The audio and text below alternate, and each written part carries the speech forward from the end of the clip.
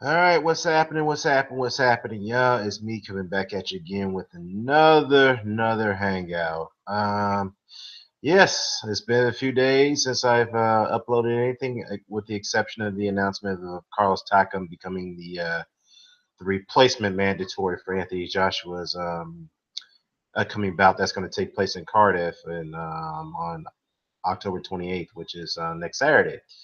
And Josh will not only be defending his IBF title, he'll be also defending his WBA title as well. So I think the IBO titles, the minor belt, will be on the line as well.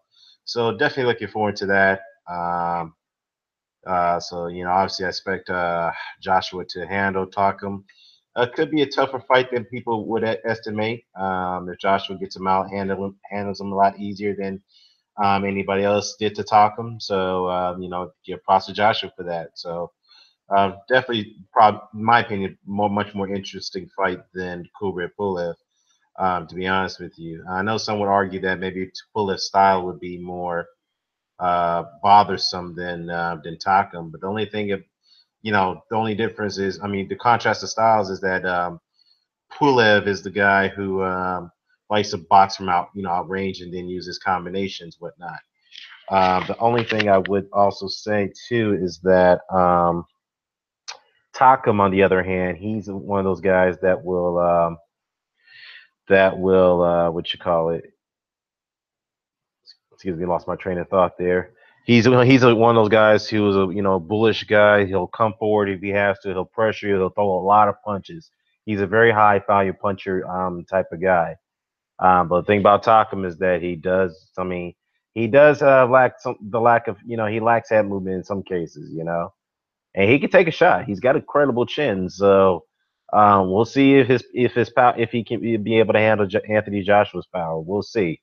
Um, Now the thing about Joshua is that his stamina has always been his somewhat his Achilles heel. So I don't know. We have to see, in this next fight with Joshua, to see, if he's able to fight more in spurts rather than trying to rush and get his opponents out of there. Because and let's be honest here, in the Klitschko fight, very tough, tough fight for him. He was um he was on the verge of getting close to getting knocked out, given the fact that he had spent all his energy trying to take out Vladimir Klitschko.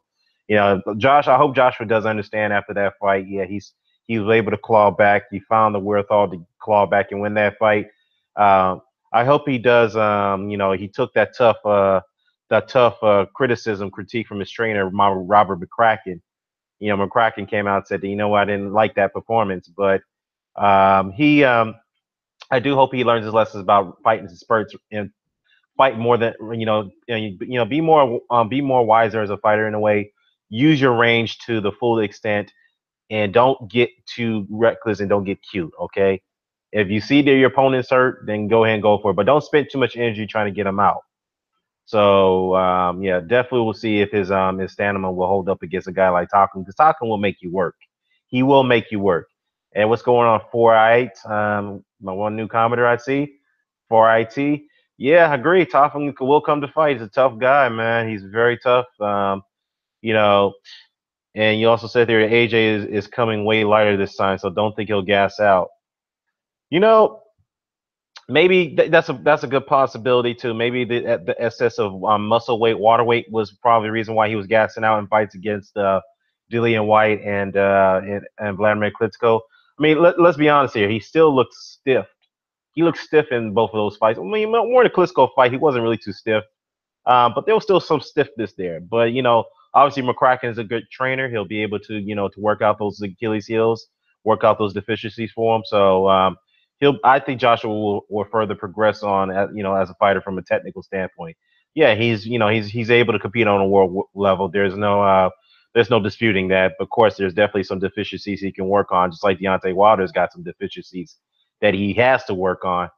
Somehow, some way, he's got to get that done. If not, then just use your skills to the ability to win fights. NBT boxing. What's going on, NBT? Says here that World of Sick is going to shock the world. Really? You think he's gonna beat Gassiev? I mean, I'm looking forward to that fight, man. Is that fight on right now? Yeah, looking forward to that one. Four I said, let's be honest, Takam is way better than Pulev. Pulev only has a jab. You know what? Pulev's best weapon is a jab. No, no disputing that. But he does show his hand speed. His hand speed is ridiculous. I think it's up there with Joseph Parker. So if, his hand speed is very ridiculous. He can throw combinations, but I do agree that his jab is his best weapon. But he can throw combinations. As far as his power is concerned, we don't. He does have respectable power. He's not a light puncher, no, no, by any means, no. But the thing about Pulev is that when he gets pressured, he cracks. So yeah, and I don't think he would probably would have gotten respect from Anthony Joshua like Carlos Takam could get from Anthony Joshua. So yeah, I do agree with you on that on your take on that. As far as Takam being better than Pulev, I mean that's a debatable thing. That's debatable. Yeah, that's debatable. I mean, they both have pretty decent resumes. Um, so I mean, they both got losses on their records against good top tier level guys. Povetkin and Joseph Parker on Takam, and then Pulev has only lost to an all time great Vladimir Klitschko. So I will say one thing though. The only thing is that Takam has more. I don't know, man. From a psychological standpoint, he seems to have more heart and more wherewithal than Pulev, because ever since that after that Klitschko fight, Pulev's his mentality has just been shot. His psychological warfare is gone, and he's now been approaching fights at a. He's been very selective who he's been wanting to fight after that loss. He hasn't quite recovered from it psychologically. Wasn't really keen on taking this Joshua fight to begin with. So as far as his injury is concerned, look, I'm not trying to say he's faking an injury, but then again, you got to connect the dots. He didn't want to take this fight to begin with. He had more enough time to prepare. He knew he was a mandatory more than a year. Whatnot. He declined the first the first mandated proposal by the WBC. He declined that last year, so that's why I'm sorry, not the WBC, the IBF. The IBF then decided to grant Joshua a voluntary defense, and they still allow Pulev to maintain his mandatory position. Now that Carlos Takam is the second mandatory, and Eddie Hearn, and I just learned this. Shout out to NBT. You told me about this, that they had Carlos Takam on standby for the last several weeks now, just in case that Pulev decides to pulls out. So I think there was internal signs that he wasn't going to go through the fight. But again, I'm not saying he's faking an injury. I'm not saying that. I have no way proving that. But the fact is that if you connect the dots, the way if you look at his approach to this fight, it's not. He wasn't willing to go through with it. So it seems to me, in my opinion, that Pulev is more willing to go ahead and sell out fights in his own country and in Bulgaria, and then just take on less riskier opposition and make the most money out of it. That's what it seems like to me at this point. You know, so he needs to find a way to get his heart back. I mean, that Klitschko loss, you win some, you lose some, and I think the reason why he's probably taking his he still haven't gotten wide over that because he had the Bulgarians behind him, and a lot of people felt he was going to win that fight. Well, I know Klitschko was still the favorite to win it, but people felt that Pulev was the guy who was going to give Klitschko the run of his money. They thought he was going to give Klitschko a very difficult fight, and it didn't turn out to be that way. And he's probably shot. His confidence was shot because of that. So yeah. What else do you say here? All right, says here, yes, sir. 5 more hours to go. So for the fight, MBT. All right, brother. I'll be looking out for that. But I'll probably be going out tonight, man. My lady's taking me out to dinner, so be interesting. You know, look forward to tonight. I'll be out with her. Then I'll probably just come home and catch up on the fights, and then do my. I mean, if anybody's still up, I mean, I'll do my hangout, but afterwards when I get back. Let me see here. If Gassiev is overrated, come on, good Gassiev is overrated. People, he's just a big dude with a bit of power. Well, I mean, look, he did beat a longtime champion, Denis Levabev, in a very close fight. He knocked him down, and it's sad that he couldn't collect that WBA belt either. So I guess that was, the political strings that was pulled there. to prevent Gassiev from collecting that title, because obviously he should be the true unified champ. He should be the actual unified champion rather than the single belt holder. The one thing I will say about Gassiev is that he does have some he has footwork issues, man. He has terrible footwork. Let's be honest, terrible footwork, and his hand speed is a bit there. I mean, he does have some bit of hand speed. He keeps himself wide open. He needs to start moving his head. I mean, that's kind of typical with most of Abel Sanchez fighters, guys who stay in front of you, allow you to absorb as much shots as you can, and then you dish out more than what your opponent can take. So, yeah, I mean, it'll be interesting to see what type of adjustments he'll make Gassiev in his fight against I can't even pronounce his last name, Wodarzik. So we'll see, Wodarzik. We'll see. Let me see. NBT says I put $180 on Vlad to beat Gassiev. Couldn't even believe the odds. Oh man, hey, I hope you win, man. Good luck. Good luck on that one, brother. I know you're betting guys, and you know your bets seem to always come through, but we'll see. NBT said Takam is more willing to engage. Yeah, he is, man. He is. He is. You know, he is a guy who's willing to cage. He's willing to come forward. He's not afraid to. He's not afraid to exchange. Takam's one of those guys who's not afraid to fight you.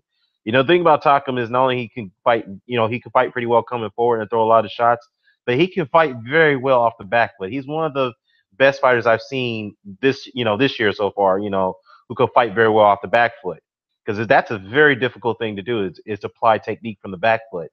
But one thing I will say is that I think it's quite dangerous for Gassiev. I'm not Gassiev. I'm sorry, for Takam to employ that back foot fighting technique against Anthony Joshua, because the thing about Joshua is that he likes to fight from a distance. And you don't want to give Joshua any distance to create space to throw his shots. You don't want to do that. I think that'd be very dangerous for him to do that, in my opinion. So yeah, let me see if I'm gonna go ahead and invite some people on, man.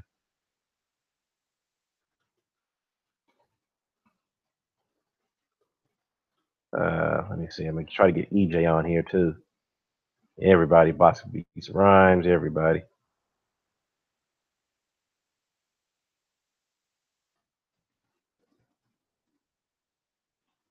Let's see. Let me see. What's I'm missing here?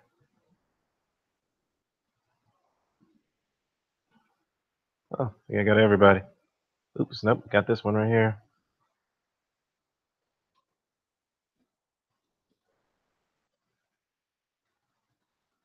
So yeah, guys, I just think that yeah, it'd be interesting to see how that fight turns out to be. I can't wait for it. Four Right says that he's a poor man's Golovkin. He talking about Gassiev. Well, let's just be honest. I would say Golovkin is more skilled than Gassiev. We can agree on that, right? But yes, he's one of those guys who just like to absorb as much punches as he can, and then he'll dish it out. But to me, that's too dangerous style of fighting, man. Because guys with that type of swarming style of fighting, their lifespans are very short. And to be honest with you, and another thing about Golovkin too is that Golovkin has gotten hit way too much in those last three fights, and before that, he was getting hit too much. So it's no surprise that the guy is a guy who has a great chin. What's But going on? what's going on, man? What's going on, Brian? I'm on the road. You on the road? Yeah. Yeah. Well, you just in time, man, because we were just talking about, one of the guys in the comment section was talking about Gassiev. Before, right, he thinks Gassiev is a bit overrated. He calls him a poor man's Golovkin. Who? One of my commenters in my live hangout in the chat, he's saying that Gassiev is a poor man's Golovkin. Oh. Yeah, and I said, well, Golovkin is better technically than Gassiev. He's better technically. Huh. Yeah. Who is this guy? Who is this guy? Have I seen him? No, Gassiev, the fighter. Yeah. Yeah, Murat Gassiev. Yeah, he's a cruiserweight. He's fighting tonight. He's the guy who. Oh, that's that guy they've been talking about for a long time. Who's been kind of dominating cruiserweight. Well, I'm not saying dominating, but he's the IBF champion. He beat Lebedev, who was a longtime champion. And the thing is that Lebedev was, still the WBA champion. and they were Right. supposed to be fighting for the 2 titles, and for some reason, the WBA refused to sanction the fight. So Lev was able to keep his WBA title, which I think that was kind of a sham. Reality, I think Gassiev should be deserving to be the unified champion rather than being the single belt holder. And speaking of Lev, he's not even in the tournament, so. What about that guy that Abel Sanchez is training alongside Golovkin? That's him. That's Abel Sanchez guy, Gassiev. Oh, okay, yeah. Oh, he seemed pretty good. Yeah, he's a good fighter, but the thing is that his footwork is bad. He's got to work Oh, on his okay. footwork. Yeah, he's got to Yeah. work on his footwork and his defense. Well, Kind of see, like it's crazy, man, because I you've seen the videos come up of, these fans like, oh, well, Mayweather might come back to fight Triple G, and I'm kind of laughing a little bit, man, because I don't think there's no way in hell that Mayweather's gonna step in there at 160 pounds. I don't see that. Maybe he drains Triple G, but he's not going to fight at 160. There's no way. There is no way in here, huh? I think he probably will. I'm gonna tell you why. Because now Golovkin has been exploited in many ways. Now he's gonna go. But the thing is that Mayweather has never been a 54 fighter, and he's definitely ain't a 60 fighter. And now you're old on top of it. Well, I can understand him looking from the outside, thinking, I can beat him. But the thing is this too, man. Mayweather's not going to run the whole fight like Rigondeaux will. He won't run the whole fight. He's going to stand in there at some point. My thing is that at 160, Golovkin's going to land that jab. He will put every bit of his focus. He won't land anything but that jab, but he will accept. I think Abel would say, let's only worry about the jab. Now, I know you got to throw the hook so that you can land the jab, because you got to keep him going under. You got to throw the other punches to make him at least be able to. Because if you just throw in the one punch, he may obviously be able to avoid that if he knows it's going to come every time. But so Golovkin throw that. But what I'm saying is that if Golovkin's able to land that jab, which I don't see nobody avoiding his jab, just because it's just one of those punches that you in a boxing fight. If a guy has a really good jab, it's really nothing you can do to get away from it. It's the purest. It's the purest. It's the most truthful punch that defines, like, basically the fact that if two guys really got in there and basically did what they were supposed to do, they would actually get hit. Right. I mean, like with that jab, it's called, like, it's fencing. It's not fighting. It's fencing. It's what it is. But like I said, with that jab, if he can land that jab like he does, I mean, Cotto was able to land the jab, and Cotto don't have I don't think Cotto has the footwork that Triple G has. I think Cotto dances around the ring and things like that and makes it look pretty, but I don't think that he has the cut off the ring type of footwork that fundamentals that Triple G has. So I think he'll be able to land that jab. What happens to his facial features, Mayweather, being that small of a guy, getting hit with the jab? You look at the other guys that got hit with that jab, Kell Brook and whatnot. I mean, what happens to his facial features at 160? He doesn't really have to land any kind of power shots at that weight, because Mayweather's such a small guy at that weight. And on top of that, he can sell completely out at 160 against Mayweather. He don't have to worry about that. There's no way that Mayweather can hurt him, even with the sitting down on the hardest shots you can throw. At that weight, he can completely sell out and to land that jab. Now are the shots going to be irritating, and are they going to sting? Yeah, they'll probably sting when Mayweather hits you, because it's like if somebody slaps you in the face, it's still going to hurt. Right. But, Golovkin don't give a damn about that. Their game plan is to go in there, step forward with that jab, and pray to God that they can land enough of them jabs to bust up Mayweather's face. I will agree with you on one thing. He does have a damn good jab. I think that's Golovkin's best punch. Another thing, too, is, think about this. Golovkin has a hell of a fucking chin. Yeah. So against Mayweather, I mean, come on, guys. Yeah, well, Mayweather in recent years hasn't really been a hard hitter. obviously because his hands have been very brittle. But we're not saying that Floyd can hurt the guy. But for that's a good point here. This is one thing you have to also acknowledge. Golovkin is very slow, man. He has no hand speed. It's very slow. So the thing is, he's gonna have to. How are you gonna land those punches if you ain't got the hand speed to get? Well, like I said, the jab is the only punch you don't really have to be fast to really like land. You know what I'm saying? Because at some point, the footwork of Golovkin, the consistency and the continual cutting off the ring, that is going to put you in a position to be able to land some of those hard jabs. And that's just no way around that, especially with Floyd being older and he just, he's just not the same guy. Now, I know the fight with Conor is not what he's going to fight. I absolutely understand that.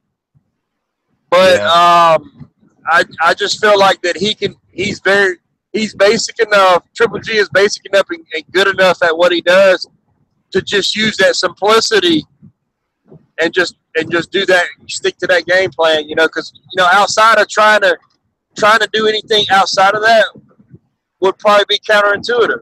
Well, let me ask you this. Do you think that Golovkin, if that fight were to get made, do you favor Golovkin to knock out Floyd in that fight? I would favor him. I think it could be a stoppage. It's like this, man. It could be one of those situations like Hopkins, where Mayweather really basically takes a lot of Triple G's weapons away from him. He can't do a lot.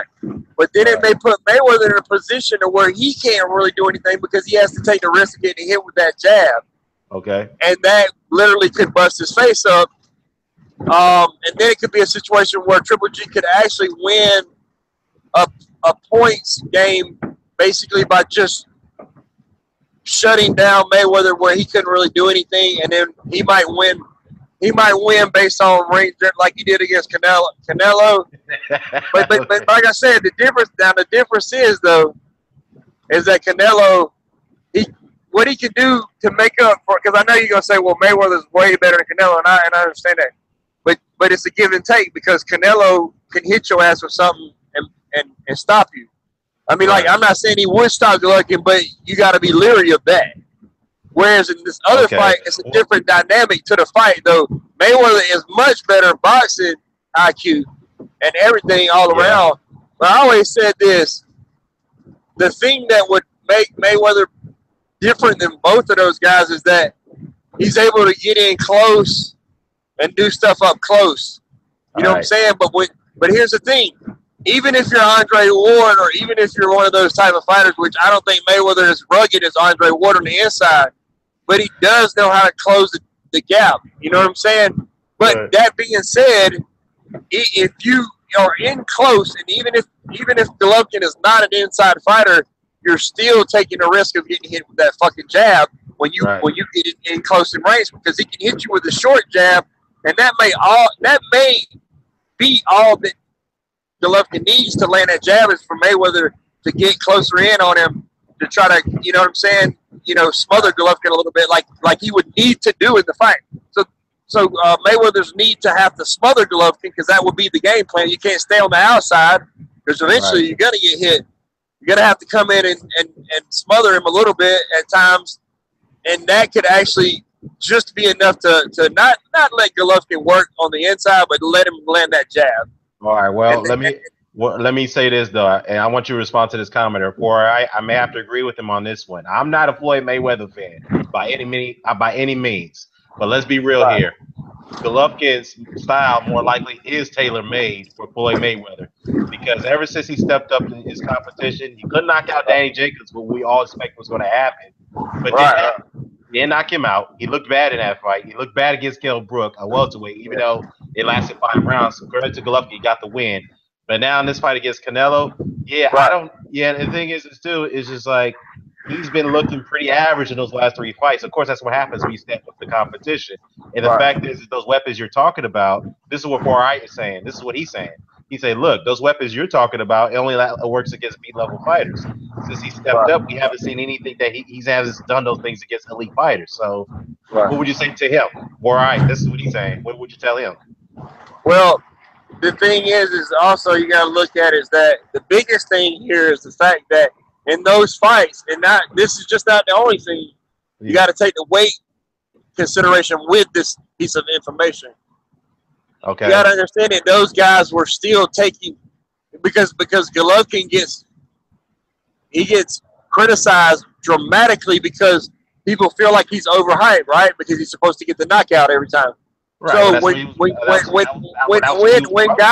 when guys are taking Golovkin's tools away from him, when he's taking his attributes, you know what I'm saying? When they're taking some of his his weapons away from him, he's still actually versatile enough to win and do damage to him at the same time. But it's just people are not seeing that because they're only seeing that he steps up and they're taking some of his weapons away, but they're not really looking at the fact that these guys are still getting hit flush with the jab, and on top of that, if you add that with the fact that Mayweather is a lot smaller at 160, that could make the difference. You know, that could balance it out. I think it's very, very close as far as I think we're talking about inches and inches that actually make the fight in Golovkin's favor. But, I mean, it's very, very close. I mean,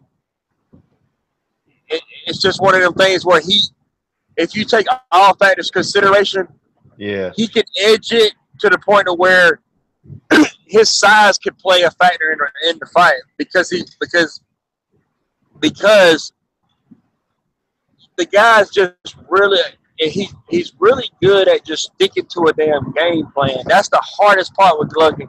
He gets in there and he don't really look good at times. Ability just to say, you know what, I'm going to stick to my game plan and I'm going to be calm about it. And I know if I just keep doing it, I'm probably going to win an ugly ass fight. Right. Or it's going to be controversial, but he's willing to make it a close fight and just be happy with, which is odd because most guys who are power punching and they're used to having all the knockouts, when they can't fight the same way, they get very upset and discouraged. They start headhunting, which Golovkin has done a little bit lately, but he still has not abandoned his jab.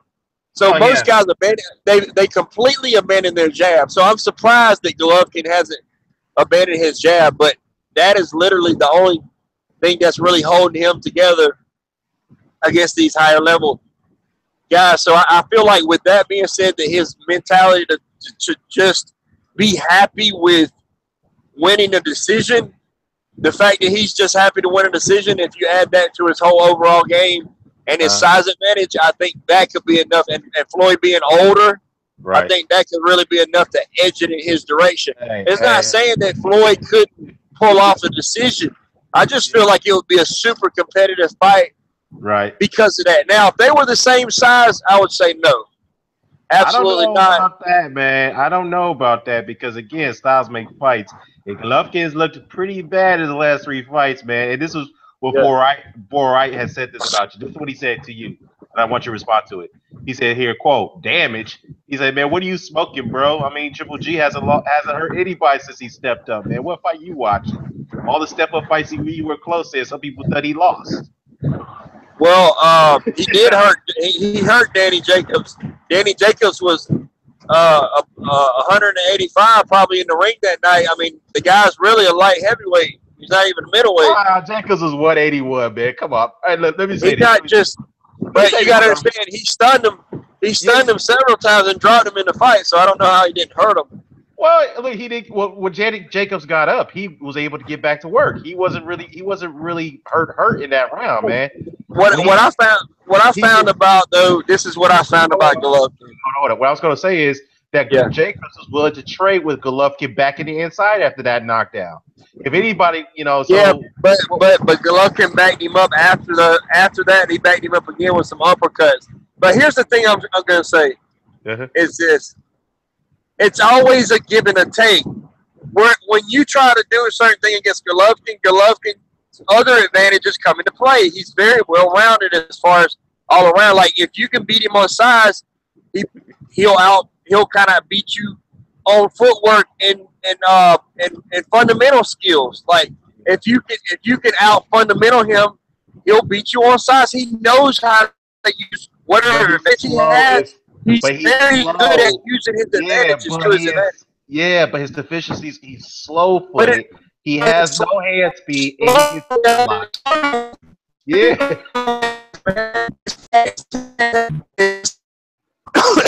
It's tactical and game plan that wins fight, not speed. It's the ability to be able to understand your advantages and use them to your ability. That's all boxing is about. Floyd does the shit. Floyd does the shit to a T. It's just that Floyd has the gifts with it.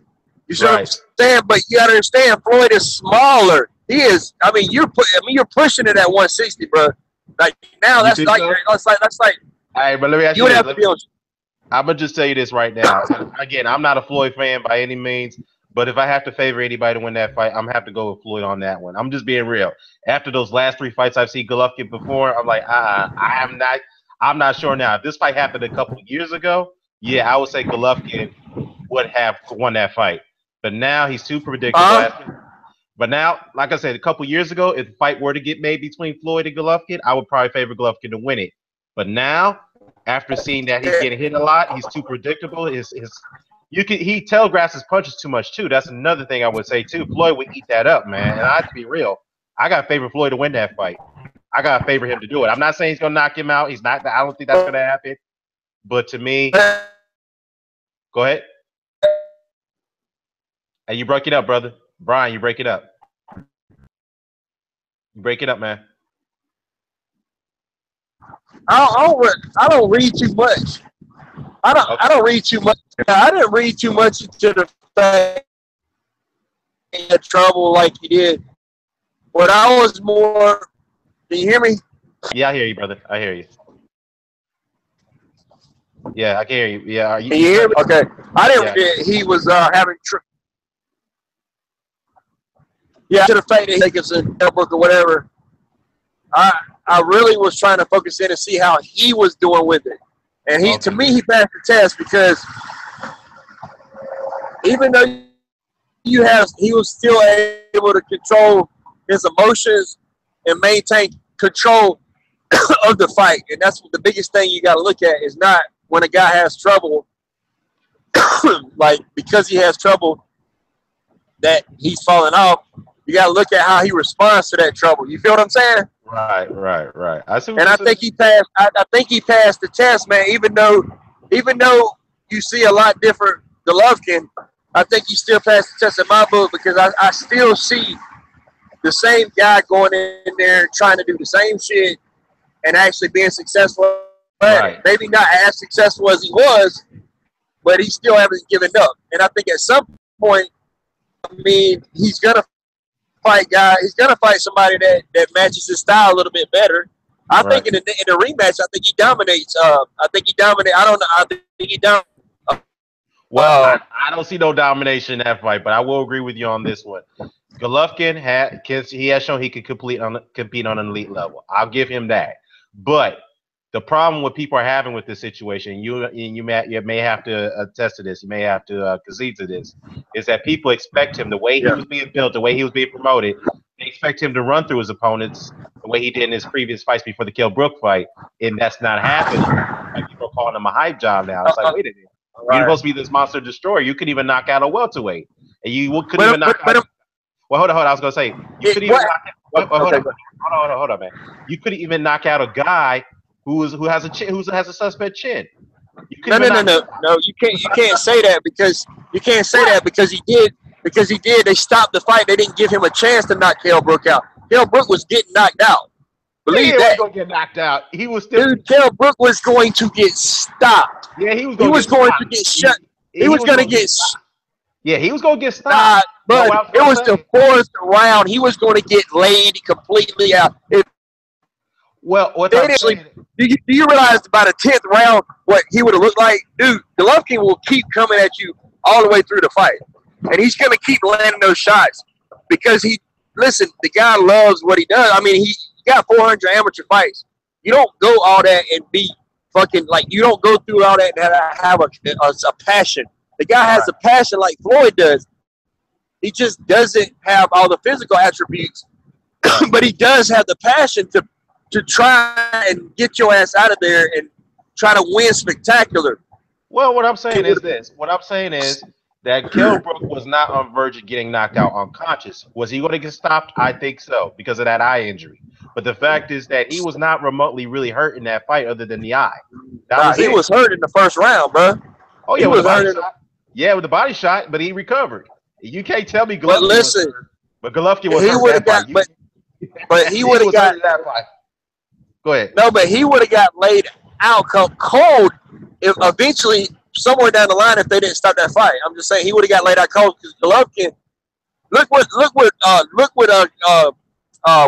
done to him. You think the bigger Golovkin wouldn't have done that to him? I mean, if stopped and made him take a knee, but he had already been busted up. He had already been damaged by Triple G already. You know what I'm saying? Well, that was on the other eye. Yeah, not the same eye. Not the same eye. The other eye. I understand, but the mental part of it, he had already been beat down. He already quit before. Right. Well, he because did.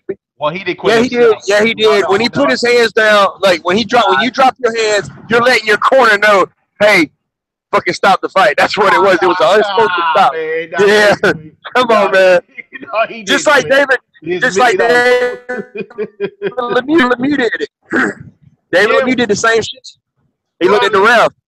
He looked at his corner.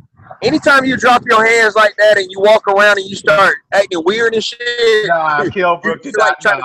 Kell Brook did not look at his corner. He did not look at his corner. His corner threw in the towel, man. He didn't need to look at the corner. He didn't need to look at the corner because he dropped his hands and started saying, Golovkin, you're not hurting me, which tells everybody that you're getting hurt and you're ready to go. That told me, you know what I'm saying? As soon as he done that, he was like, he got frustrated. He's like, well, I know you're about to knock my head off, but I'm going to play like you're not hurting me. So I already knew right then, but, you know, like I said, man, if he can do that, if he can cut off the ring on Mayweather and land that jab enough, and I know Floyd didn't really look good in that last fight, even though we know that wasn't the real Floyd. I don't know. We don't know how he's going to look at 40 years old. You know what I mean? Well, look. So you say that Golovkin is going to dominate that fight against Floyd if they were to. I think it'll. Floyd's obviously going to have his times. You know, he's not. I'm asking. You think he's going to win? You think he's going to dominate Floyd? Is that what you're saying? I don't think he's going to dominate. I think he's going to get knocked out though. Man, that's gonna be good. Or stoppage. Yeah, but you gotta, like I said, you gotta understand, man.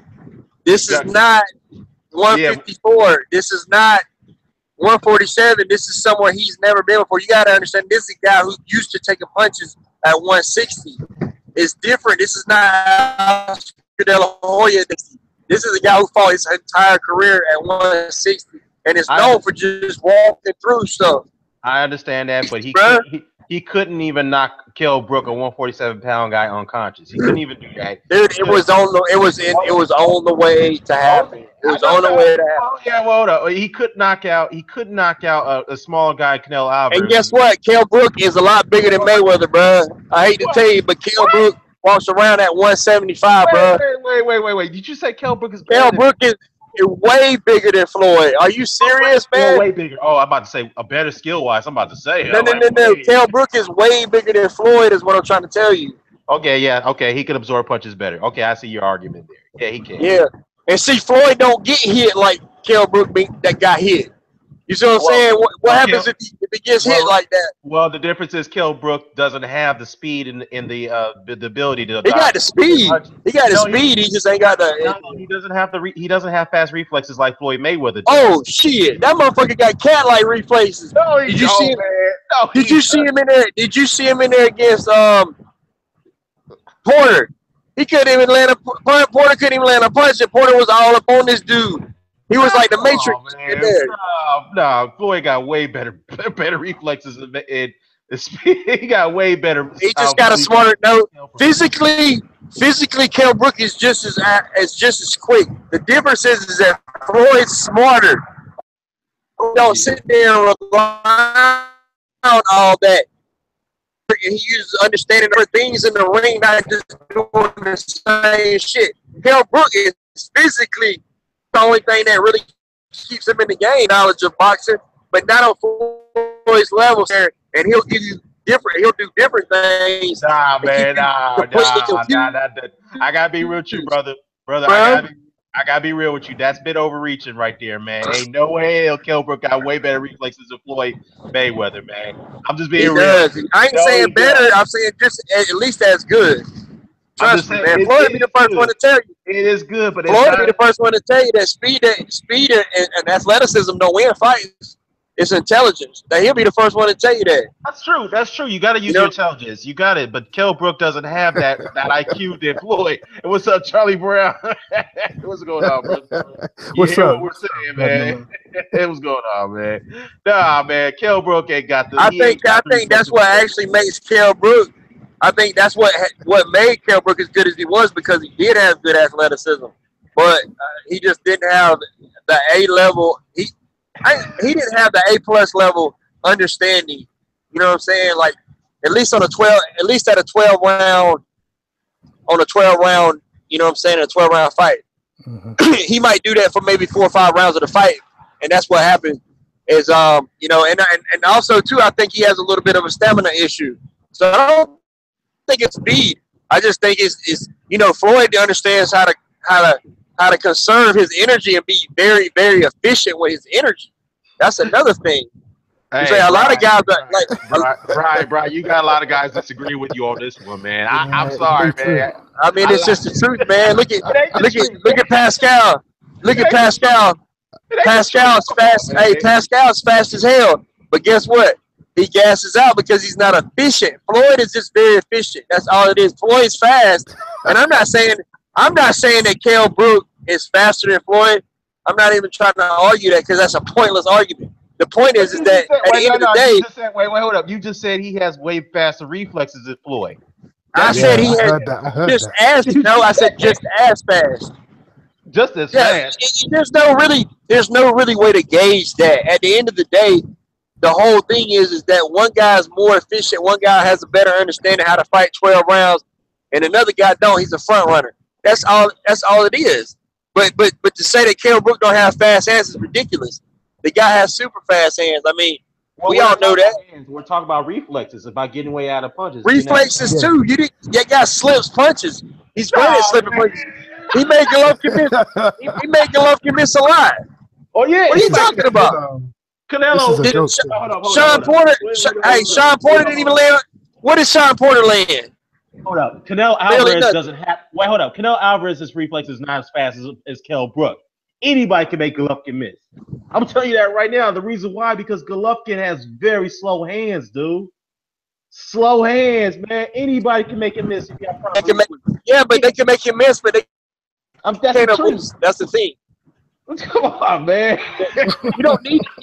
Hey, just because you make somebody miss, that don't win you the fight. I don't understand why you guys are so fascinated with somebody making somebody miss more than well, guess what, brother? A guy could land the power shot, and you're more fascinated with miss the other two before that, but then when he lands the shot at me, you score fights, man. Mainly, yeah, you get points for dodging punches. They scored more by slipping a shot in my book. So Golovkin's able to land those punches. Well, yeah, but you do understand that when you make a guy miss punches, they score. Hold up. And also, too, why don't Golovkin get credit for making guys miss? Golovkin makes guys miss. He does, but here's all the fucking time. Well, we give him credit for that, but here's what you have to understand. I mean, he gets hit too, but he makes a miss as well. Hold up. Defense, making guys miss shots, parrying off the punches. That judges score that as part of ring generalship. That's part of the scoring criteria when you score a fight, bro. It's not always about landing shots. Yes, you have to land shots. Yes, but also you make your guys miss shots. That's part of ring generalship, which they also score on. Right. So you have to understand that. So yeah, if Floyd's very good at that, he may not throw a lot of punches, but he makes you miss a hell of a lot of those shots. Yeah, and that's what George does to score fights and how he wins. Yeah, that generalship. I understand what you're saying because he's throwing more punches, so he's missing more. But listen, what's the overall point here, Dunder, man? What's the overall point? Well, he's saying that. Wait, hold up. Brian said that Golovkin will knock out Floyd if they fight, if that happens. Dave, listen. Oh man. Well, is the fight being is it being made? It probably There's he'll rumors. stop him. He'll stop him. I ain't gonna guarantee rumors, he'll knock him out one punch, but he'll stop him. Well, Floyd talked about. I think he'll stop him. There's rumors that Golovkin basically is he wants to cash out now for one before now he retires. Right? I said 160. I didn't say 154. 160, he'll stop him. Just because he can walk through. Brian's saying that he'll stop him, and he's making the point that Kell Brook has better reflexes than. I never said better, bro. I said he has good reflexes. Right. Yeah. Okay. I'm just trying to digest this, what's being said here, because. Okay. Well, look. Here's the thing. My argument is that Floyd can go up to 160 and beat Golovkin. He'll outpoint him. I mean, it's simple as that. He's not knocking the guy out. But Brian's argument is that, well, first of all, Kell Brook, was able to take Golovkin's punches better. He's bigger and he got bigger reflexes. Yeah. I'm like, wait a minute, hold up. No way. Wait, Golovkin couldn't even knock out a chinny Danny Jacobs, number one, who got knocked out by 154 pounds. Chinny, you mean 185-pound Danny Jacobs? Don't matter. He was the same weight when he fought Sergio Moore. What's up, Mr. Doc? No, what? Yes, go on, Mr. Doc, man. Look, first of all, Danny Jacobs got knocked down and hurt by a 154-pound guy in Sergio Moore. Hurt him badly. So I mean, come on, dude. Yeah, but that's because he fought like a bitch against Golovkin. He ran the whole damn fight. He didn't fight like that against Sergio. He fought. He took chances in that fight. Ah, Jesus Christ. Dude, he didn't take no chances in the Golovkin fight. He ran.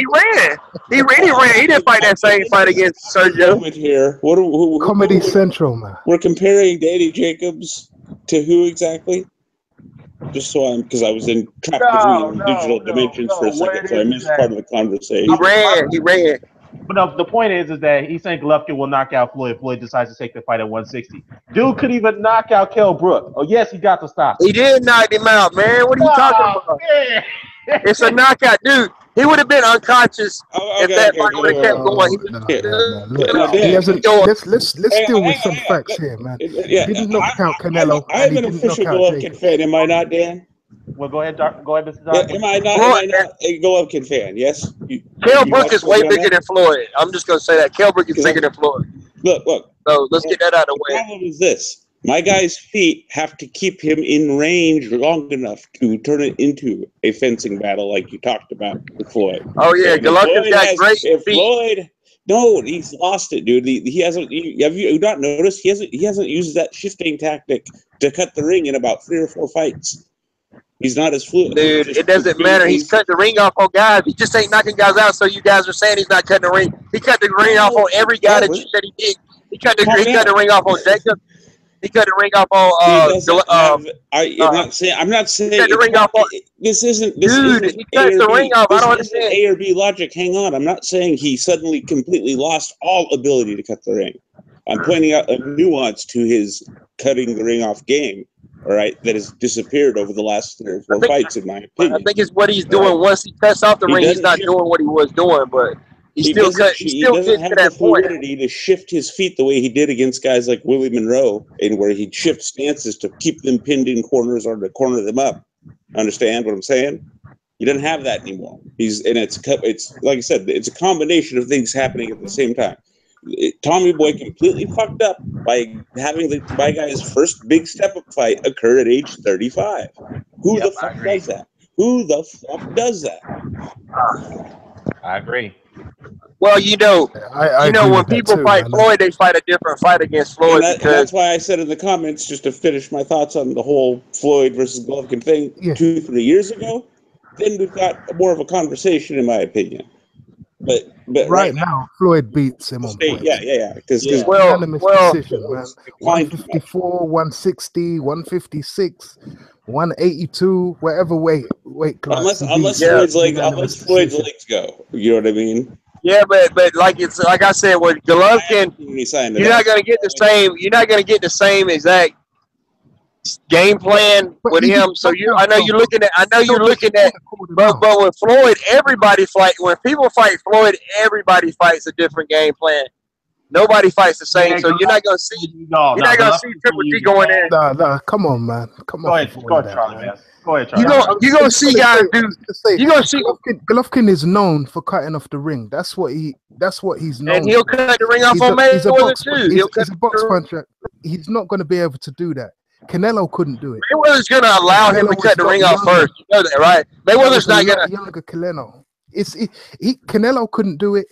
Golovkin is not going to be able to do it, man. Canelo didn't try to do it. Think about how many levels faster Floyd looked than Canelo. But Canelo is not gonna try.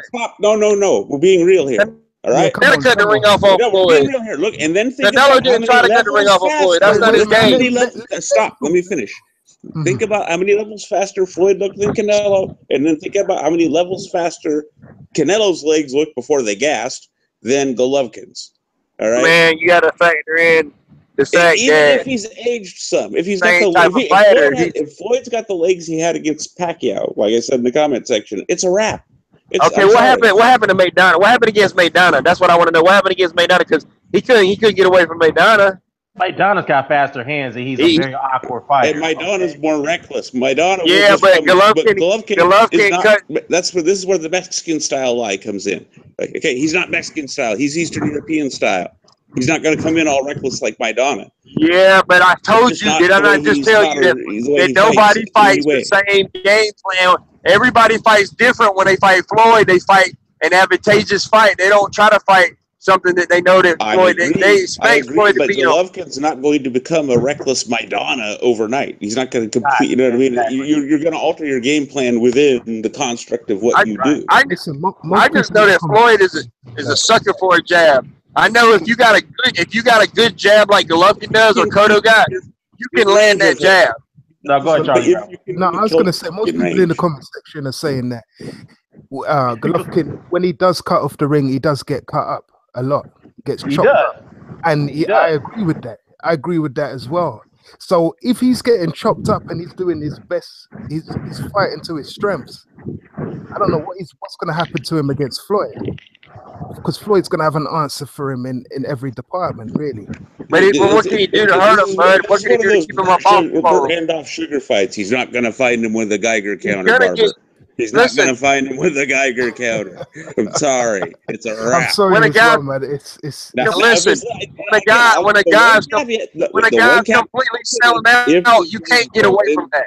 You might have something. And he ain't no Rigondeaux. He doesn't fight like Rigondeaux. Mayweather don't fight like Rigondeaux. Here we go with this shit about Rigondeaux. First off, Rigondeaux ain't got nothing to do with He's not a southpaw. He ain't got nothing to do with this conversation. You were just saying, wait, Dan. Because I would say, if it was Rigondeaux, I would say, yeah. If he fought like Rigondeaux, I would say, yeah, he can win against the bigger dude. Wait. You just said a second ago what? Everybody fights a different fight, depending on the opponent, correct? Do you really think Floyd's going to sit there at any point and like he doesn't present? Lay on the ropes. It's not in his nature. It's not in his nature. It's not in Floyd's nature to run from you. For one, he's going to gas out. If he fights that style, because Pacquiao ain't nowhere near the same type of fighter as Triple G. Pacquiao's going to give you time to rest. Triple G is going to be in your face all night long, eating shots and putting you on your back foot. And that comes back to Golovkin's just not his lifestyle. You guys think that he does. It's not because he can't. It's because he will gas out. He don't like to fight that style. He likes to find. Hold on. He likes to find places to rest. He's just very slick. When did Floyd gas out in the fight? When is he known to have? That's right, because he's never fought. Because he never fights that style to gas out. No, answer the question. When was the last? He doesn't have to. Why you think? Why you think he didn't want to fight Margarito? Because he knew that was shit. Why you think he really didn't want to fight?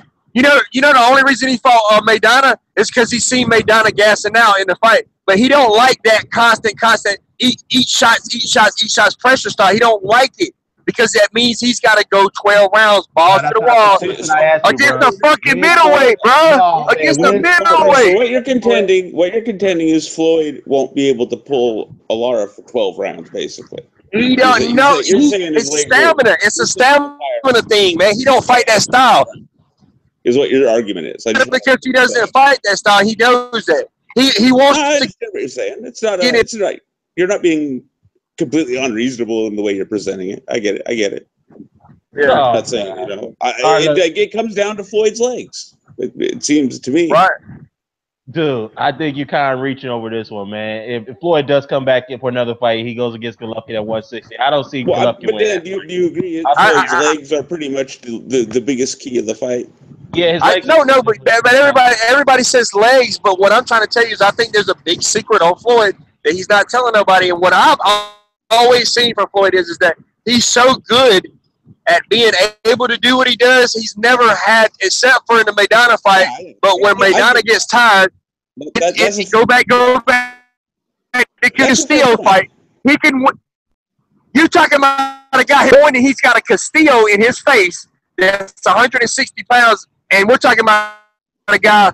We're not talking about a Kell Brook. I'm sorry. We're not talking about a guy who's a welterweight. We're talking about a guy who's always fought his whole career at 160.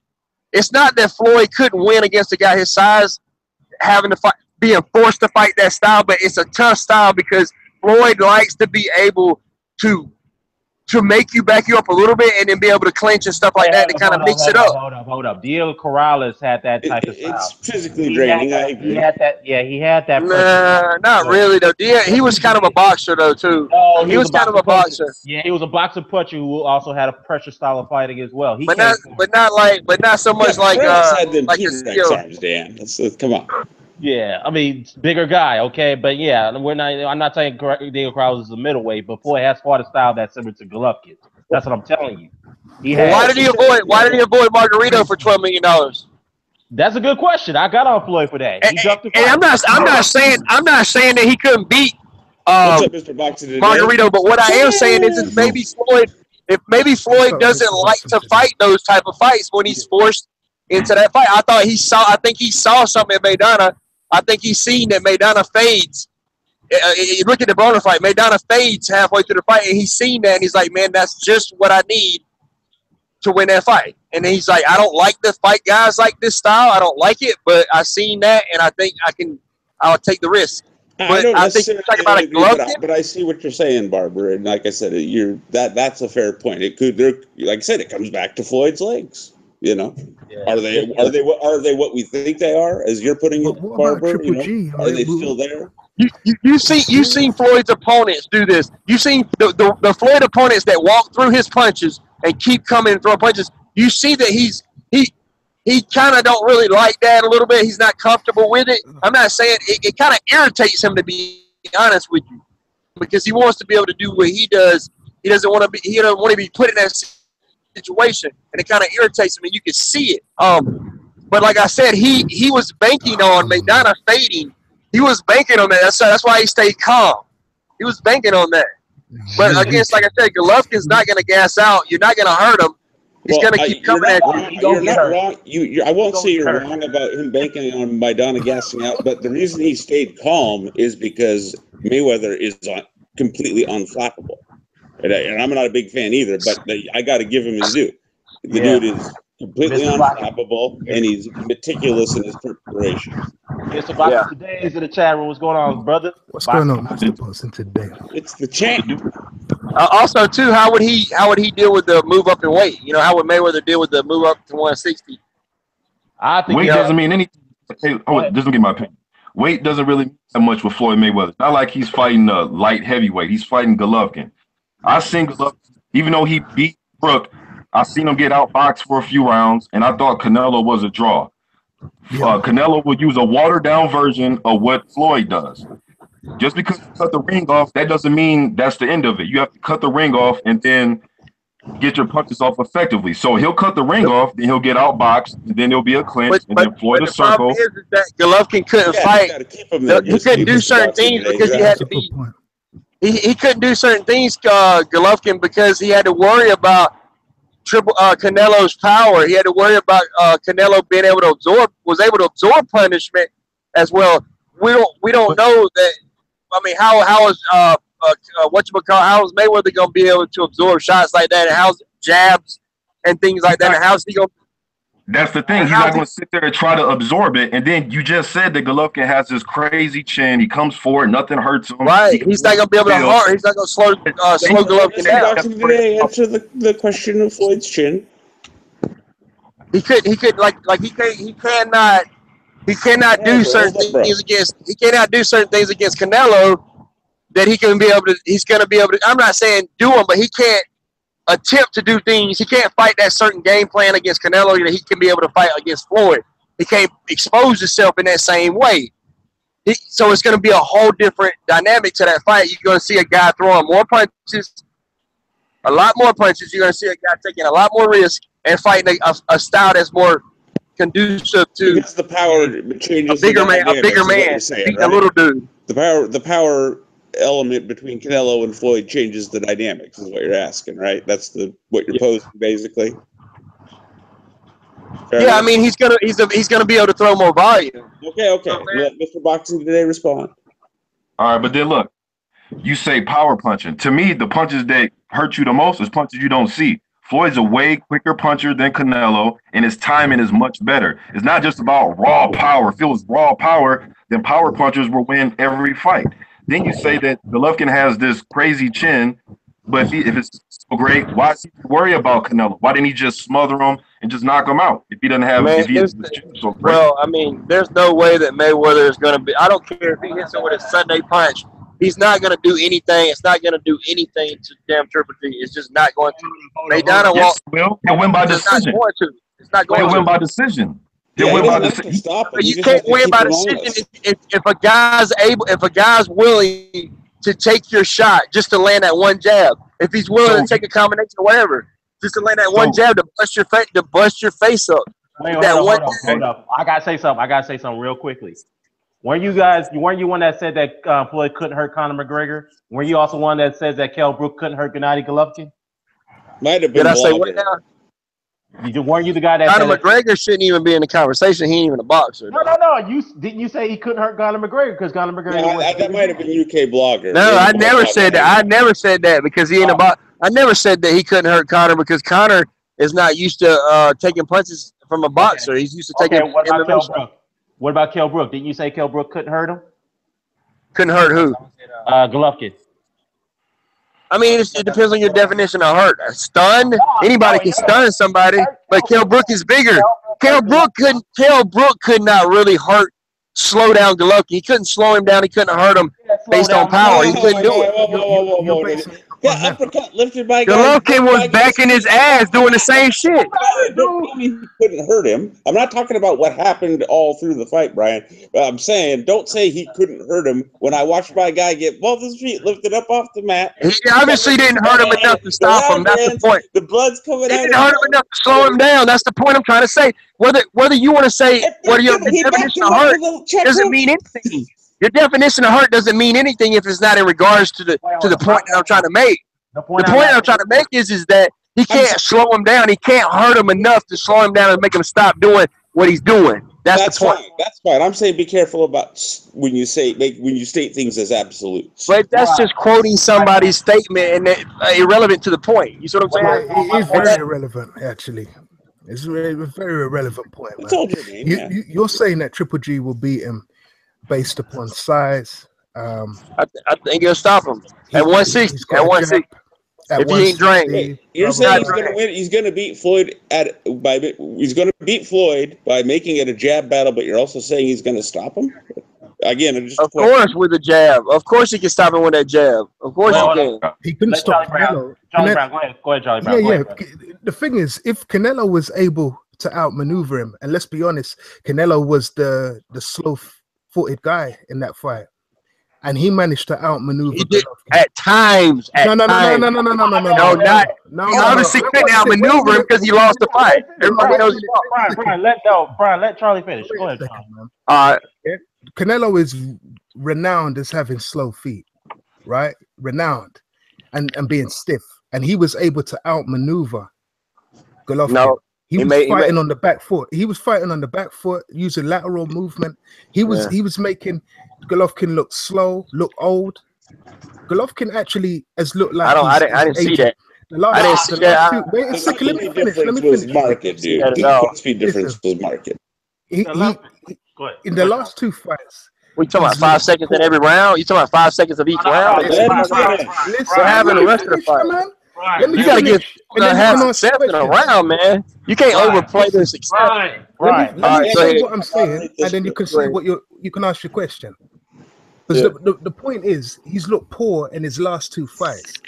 He's looked slow in his last two fights. Sorry, Dan, He's it looked just drives old me nuts. in his last two fights, and he hasn't knocked out either of his last two opponents. So how do you think he's going to beat Floyd? I'm just this is what I want to know.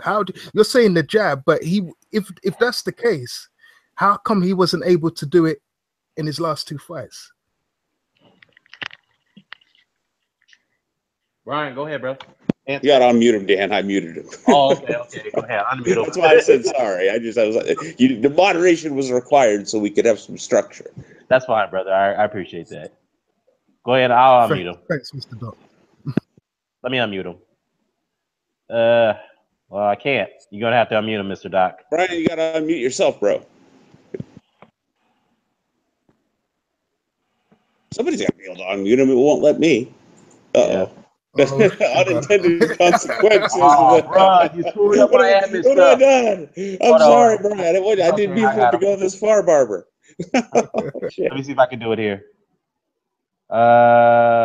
Yeah, he's unmuted on my side, so Usually you can just undo it. Either the host or the person that was muted can undo it.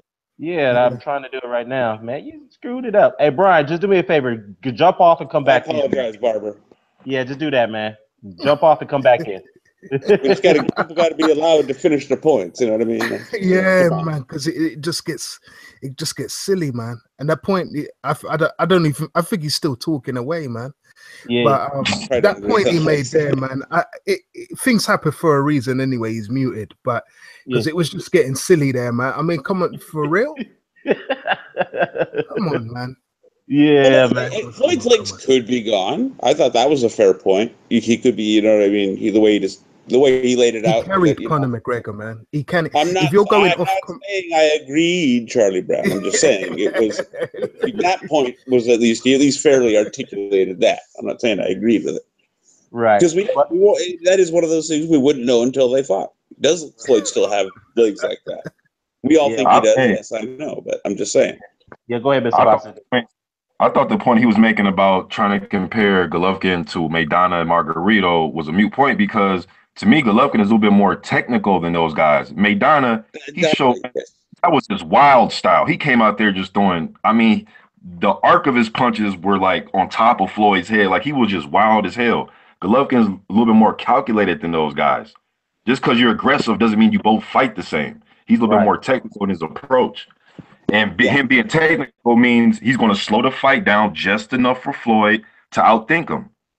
Absolutely. And he doesn't like that range that Maidana, was pummeling him at right on his chest. That's I had to tell people before the Canelo fight. Golovkin's a mid-range fighter. He likes that middle distance. Yep. I agree, but you know what? So, we'll wait till he gets back on, man. But meanwhile, let's switch topics a little bit. All right. Now, we got a lot to talk about. I apologize again, Barbara. Like I said, I didn't mean for it to go that far. Yeah, Brian. If you're here, man, just go ahead and unmute yourself. If you can't, just jump off and jump back in, man. And we'll resume when you get back in. But meanwhile, we'll switch the topic. We just wanted some order. That's all. I apologize. Yeah. It's all good, man. Don't even worry about it, Mr. Doc. It's all good. Joyce, man. I know we talked about this a little bit yesterday. Some of us. What you guys think about his performance against Ian Lewis? I'll go. You guys can. Whoever want to chime in first. I'll start since I only heard it. I only listened, but that's Yeah. I'm one of those weirdos. I'm just gonna say I'm old enough to listen to boxing in the past and leave it at that. So it's normal to me. So, anyways, from what I heard, he presented some good qualities. Some people seemed a bit bugged that it took him so long to get dude out of there. What's the guy he fought? What's his name? Ian Lewis. Everybody said it was a good. Lewis said, yeah. Everybody said it was a pretty big test for a first fight. I wouldn't know. Charlie Brown, I'd defer to you or Dan.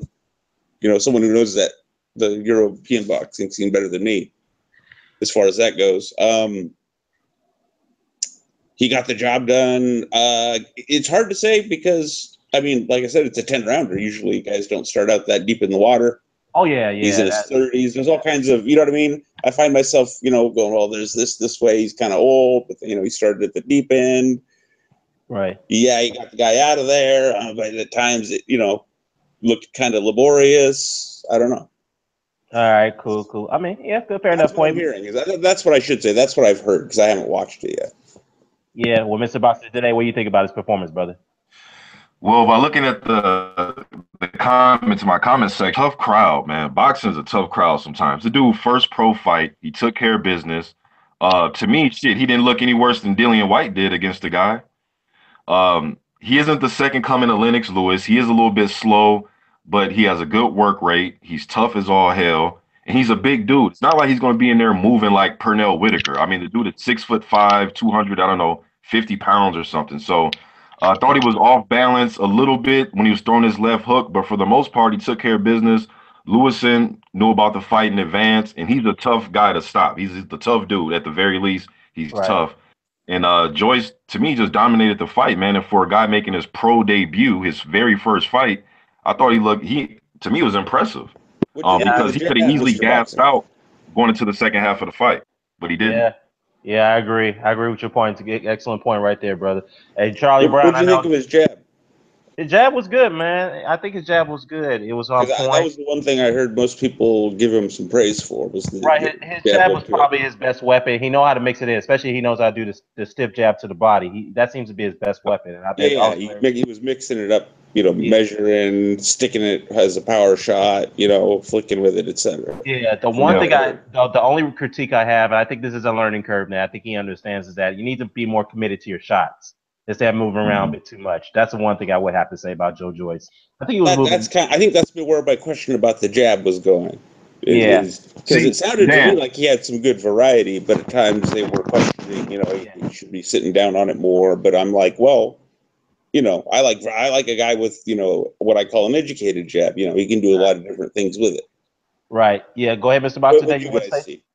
See that critique you had, I thought that was a positive because usually when big guys, when they put everything on every shot, they gas. So I thought when he was just running the little pity pat shots, I thought he was just doing that just to keep Lewison on the outside and to get a rest sometimes. I thought he was throwing the pity pats to rest, although you can't get caught on those shots, though. But I thought he was doing it to rest. Okay. Yeah, that's a good point. That could be that too, just to serve up some energy, something in his tank to support. The term I always heard was stay-at-home punches. You punched so that they have to keep their hands defensively at home. Exactly. Which means they can't throw back. And like he's saying, you're able to get a bit of a rest. Right. That's probably what it is. Charlie Brown, I know that's your boy Joe Joyce, man. What do you think about it? What do you think about his performance? I know we spoke about it yesterday. So, what do you think about it? Do you still have the same thoughts about it? You thought it was a great performance that he gave? Did Charlie Brown, did I lose him? He's muted on my end. I see the mute sign up. Yeah, I think yeah. Oh no, we got the permanent mute. We got the mute malfunction hit him now. Nah, let me see. Well, he's muted on his end, so I think he's listening, man. I hope he gets back in. Charlie Brown, if you can hear me, man, can you unmute yourself? Hear us, Charlie Brown. You gotta unmute yourself, bro.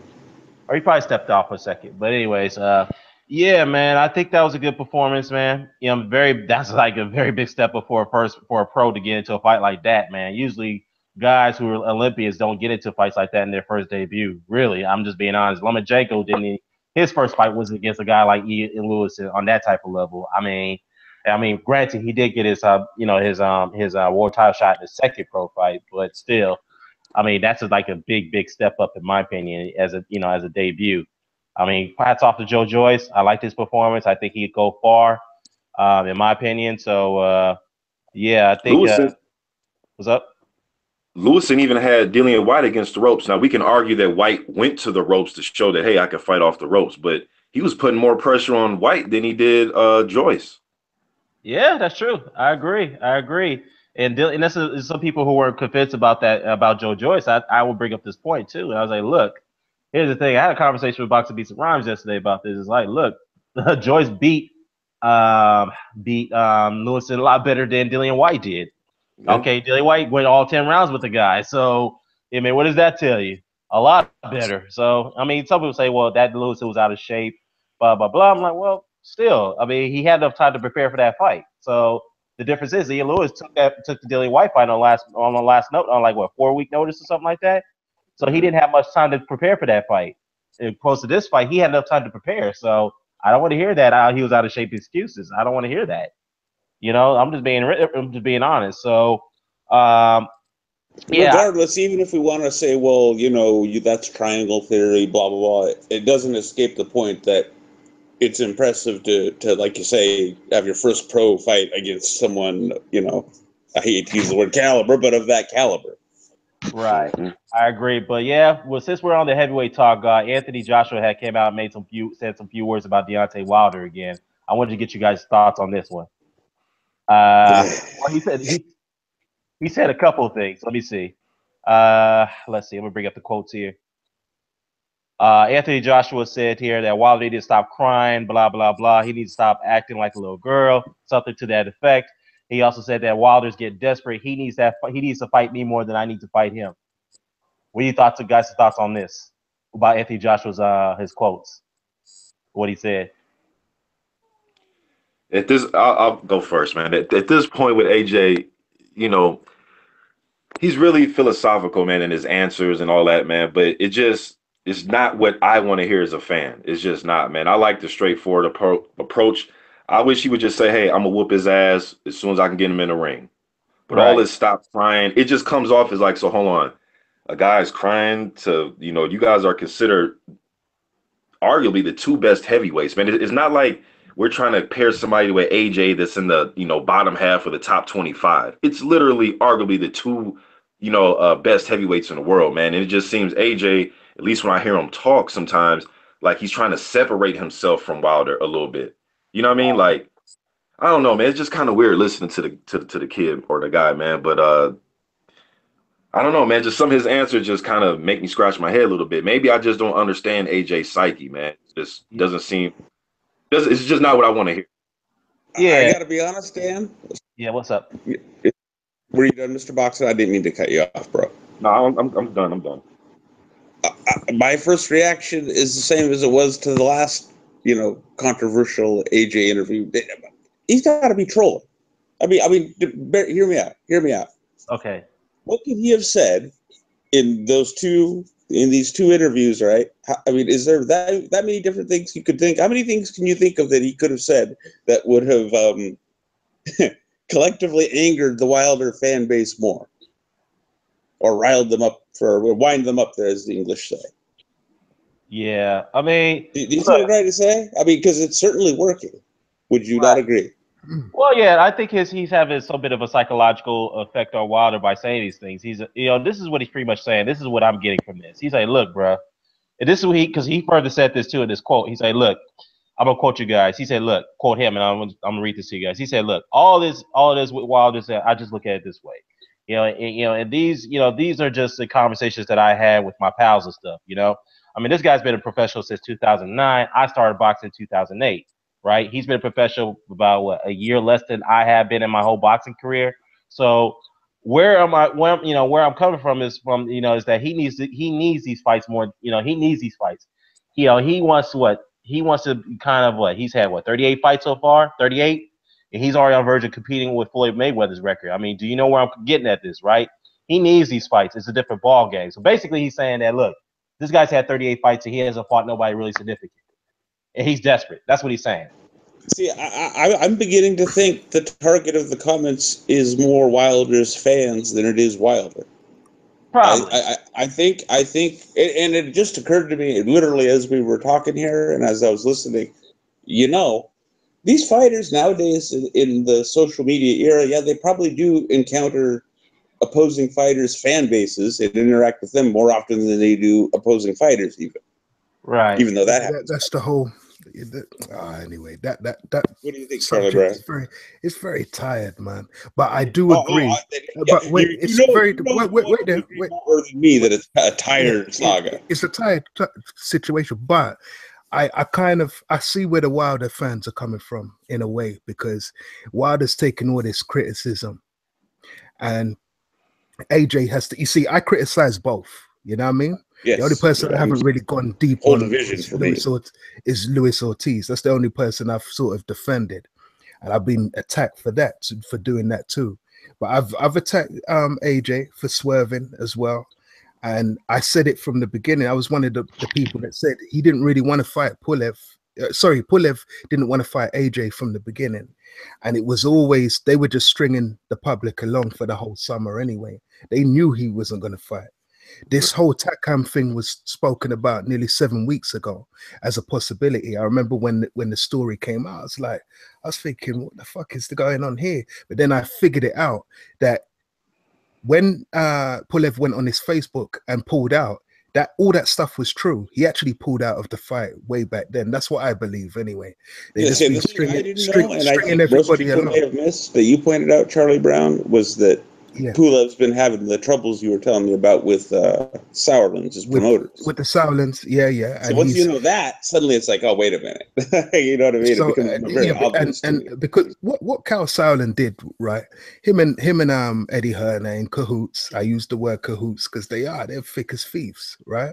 And basically what it is that they got a bit of a power trip now. They kind of say that they run boxing to a degree. This is exactly what happened with Mickey Duff back in the day, right? This is Mickey Duff, Frank I remember Bruno. Mickey Duff. Yeah.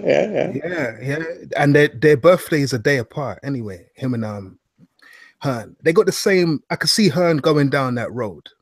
I could see it happening. As good a promoter as he is, I just hope he doesn't go down that road. I hope he checks himself before then. I was going to say, I'd like to think he learned enough from his dad, to not end up like, end up like that. Yeah, but the dad is different. When the dad comes from poverty and becomes a millionaire, it's different when you're a child of a millionaire. That's true. That's true. Although I'll ask you because I've asked Beats and a few others this question. Yeah, go ahead. Eddie Hearn, all things considered, because we've all met rich people and rich kids. You know what I mean? He does seem to exhibit a degree of appreciation for what he was, what he inherited. Raised from. No, he has to because he knows that's it. He has to listen. He's aware of it. He has to because look, he wouldn't make a fucking penny if he didn't. You understand? It's good press relations. He has to. Because it's the working class people that pay his bills. You get me? Everything he does. Wait. Let me just say this. Yeah.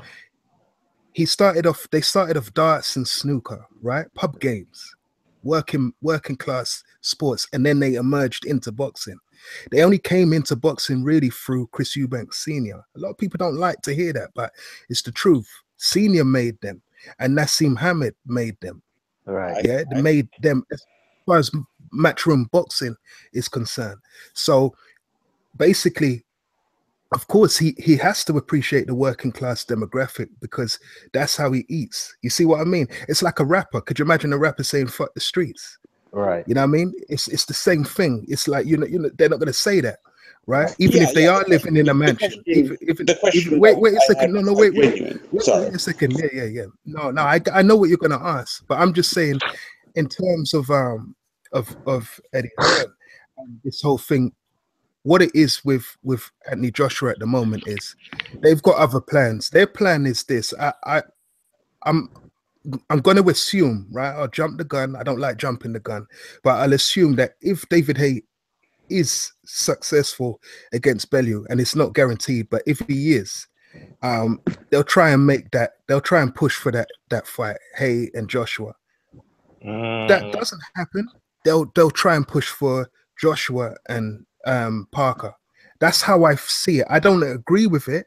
I think it should be Wilder, but I'm just very certain that that's the road that they're going to go. They saying he Mayweather. They saying he not a Mayweather. They saying Joshua don't deserve to be able to play big boy play the big boy game like Mayweather. But yeah, Mayweather was able to get away with it. Nobody criticized him when he was doing it. Yeah, we did. Like he did. Come on, man. Yeah. A lot of us did. I didn't say. I didn't say y'all guys. I said the Mayweather's crazy fan. You know, the crazy ass Mayweather fan. Oh, okay, the fanboys. I get you. I get you. Yeah, you know, because there's a lot of them out there, and like, you know, I don't see why you gonna give a guy. I don't Wait see. a minute. Let's not go back onto Mayweather. Let's talk about Joshua, right? We're giving Joshua some stick now, yeah. Yeah, let's do that. No, I just didn't want to. I didn't want to. I didn't want to make it. Wait a minute. One guy. I'm showing the hypocrisy. No. Wait a second. But then let it flow naturally, right? Yeah. Because like I said, Wilder has had his criticism, right? This is what we're talking about. So we're giving Joshua some stick, which he deserves, right? Because he has swerved the issue, the question, and the thing. And me as a British fan, I don't want people thinking I'm a fanboy of anybody, because I'm not. If it's fair, it's fair.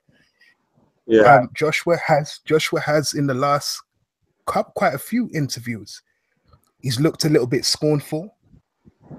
He's looked and he looks like he's swerving the possibility of him fighting Wilder, and he's almost thinking to himself, like as if to say he's better. Yes, he has achieved a lot more in a shorter space of time, right? Let me tell you about the double standards that annoy me as well. Let me tell you the double standards. That's what I was trying to tell you. Yeah, the Wilder. No, I'm not talking about. You're talking about Mayweather. I'm talking about Wilder and Joshua. Yeah, right? That too. Yeah, that too. Let's keep it on Wilder and Joshua. Now, what happened with Wilder is Wilder gets caught with what is it, a quarter ounce of weed or something in his car, and people there's big uproar for him, right? But Anthony Joshua was selling drugs back in the day. Now, a lot of people don't realize he got into boxing because he was weightlifting. He was just a bored kid, teeth in car radios. I thought it was he got in trouble. And then he started. As he got older, then he started with the weed. But anyway, regardless of that, the point is, right, there was one point where he was under fire as an amateur. Nobody knew him. I was one of many people that signed a petition to keep him, to get him back on the Great Britain squad. So he's had his fair share of it. So he can't sit there and not even empathize with Wilder. The best thing for him to say is, you know what, it don't make financial sense at the moment. I'm not swerving him, but we're going to go down this route, and I'm going to try and get this belt, or he's better off saying it. Just say, for now, it don't make sense. Tell the truth. Right. What he tries to do is he tries to be too philosophical and too technical in every single interview, and try to sound too intelligent or to appear too intelligent. And in a way, but wait a second, and in a way, it's backfiring on him, because it's making him it's actually making him appear stupid and making him look weak. Well, right. I'm gonna leave it though. Yeah, to be fair though, Wilder though, hold on, I'll say Wilder. Joshua did say this though in the interview when he did say this though. He said, look, the Wilder fight will happen some point in 2018 if we both continue to win. Now, I would love to go to America to take that fight too. So he's opened up the door for that. He has opened the door so he'll come to America and take that fight with Wilder. So just wanted to put that out there. So I'm just saying. Well, I'm gonna say it's convenient for some guys to be in certain positions. And it's unfortunate for other guys to be in certain positions. You know what I'm saying? Because like I said, with Wilder, it's unfortunate that he didn't get to be able to do that. Like it's unfortunate that he didn't get. But I can say this: I don't remember his team or his promoter or his manager ever screaming. Now I'm not even saying that Klitschko would take the fight. I'm not saying that. But I don't remember him screaming anything about trying to fight when he had 18 fights trying to fight Klitschko. I don't remember. Oh, actually, he did say that. But he might have said he would take the fight when the time is right. But I don't remember him trying to get the fight. Alabama was the thing, if I recall, Dan. Yes. I mean, I think it's their fault. It's their fault for not pushing the dude. Like, if he wants to be in a position to be able to fight these dudes, because if you put him in the same position as Joshua, who's to say that he ain't gonna say, "Oh well, I ain't trying to fight Joshua right now." Joshua, you know what I'm saying? Who's to say? Because he ain't been in that position yet. You see what I'm saying? When you put a guy in that position, I think people are product of you know what I'm saying, that promotion and stuff like that. Yeah, that's kind of. But that's what we're saying. That's the point I was making. That's the point I was making about Hearn and the power trip. and then obviously him having to side with his promoter. See, promoters shouldn't manage. They're not allowed to manage for that reason. This is why I said he's like Mickey Duff, because Mickey Duff used to do this. He used to promote and he used to manage, which is illegal. This is the thing. What this is, you can't have that full control over a fighter. This is what Hearn's trying to come with. But what he's trying to do back in the day, just as a side note, the promoter used to also be the ref. Sure. Yeah, but you know, let's not go off. Yeah, but I digress. Yes. Let's stick to the Muhammad Ali Act. You can't do it. Fighters get completely bashed because of that, because of being in a wrong promotional situation. It's like they get all the blame for it. But I mean, if you're under contract with somebody, you know, it's not like you got an advisor. You know what I'm saying? Like you got a manager or something where you can kind of make decisions on your own a little bit. If you're on a promotion and you're on a contract, you got to work with the damn promoter, because it's not just about what you want to do; it's about what the promoter's making money. That whole point. No, listen. This is the point. I'm gonna make the point again. I don't think you misheard what I said. They're not allowed to do it. This is the whole thing. But he's doing it, right? This is what happened with Mickey Duff. And they let Mickey Duff do it in Britain. They gassed his head up. They made him think he was so powerful. He did this when he was with Frank Bruno. And what happened was Warren was re-emerging as a promoter, as was Maloney.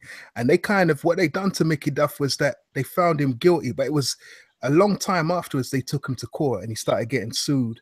And all types of stuff started happening.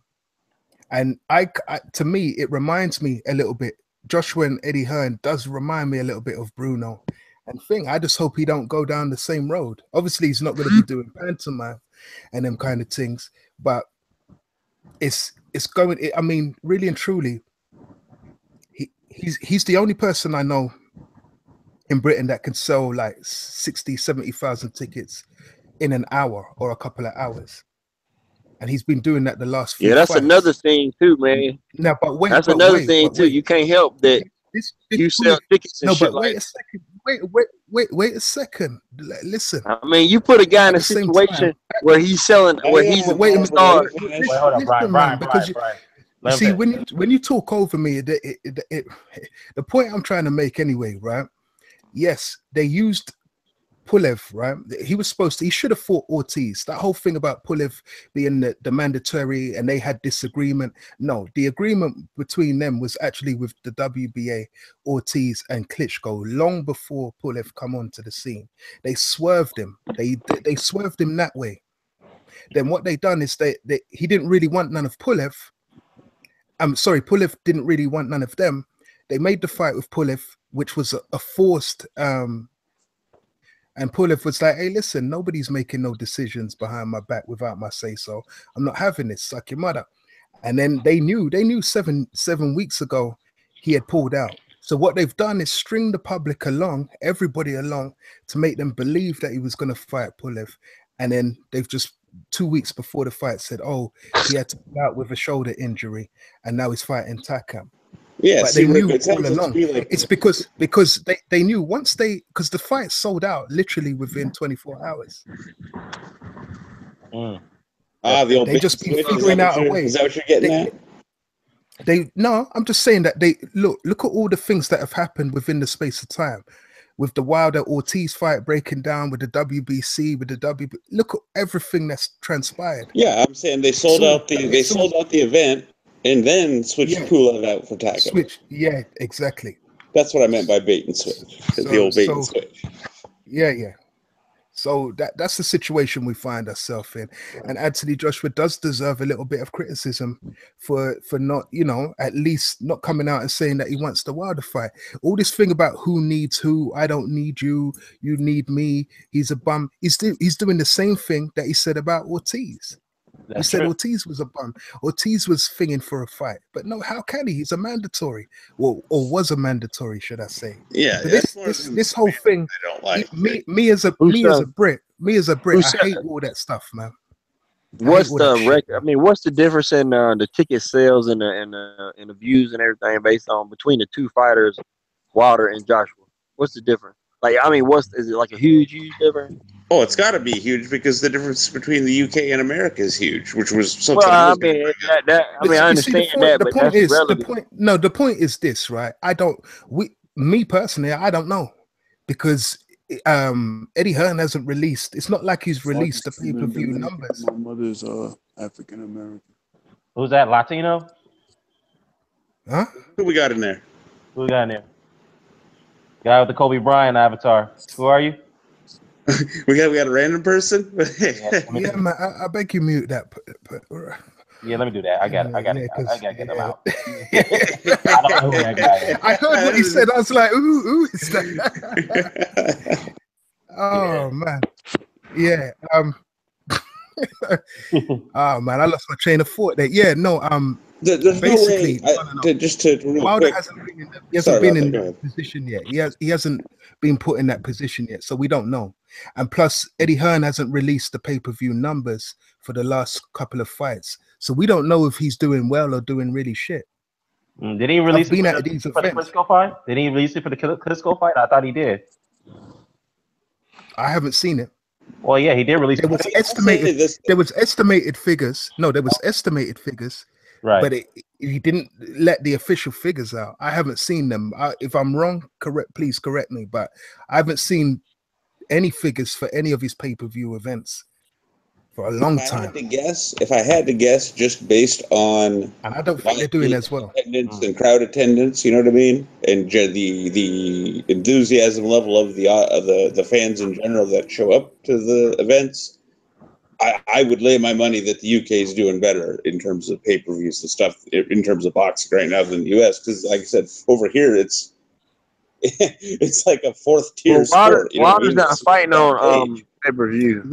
Live gate, yes, probably. I agree with you. Well, you know what you say. Wilder's not fighting on pay-per-view. And I'm saying what I was saying, Charlie Brown, is if I were to use live gate as a sort of vague thermometer, if you follow me. Well, if people are selling out 90,000 at Wembley, that's usually a good indication a fair few are going to buy the pay-per-view too. Right. Is that that's a pay-per-view fight, Wilder? Because of Joshua. What'd you say, Brian? What'd you say? Brian, I said that's a pay-per-view fight because of Joshua. Those two fighters. Because of Joshua, yes. Okay. So of course Wilder's gonna. Shit, it wouldn't matter if it was the Jolly Green motherfucking killer.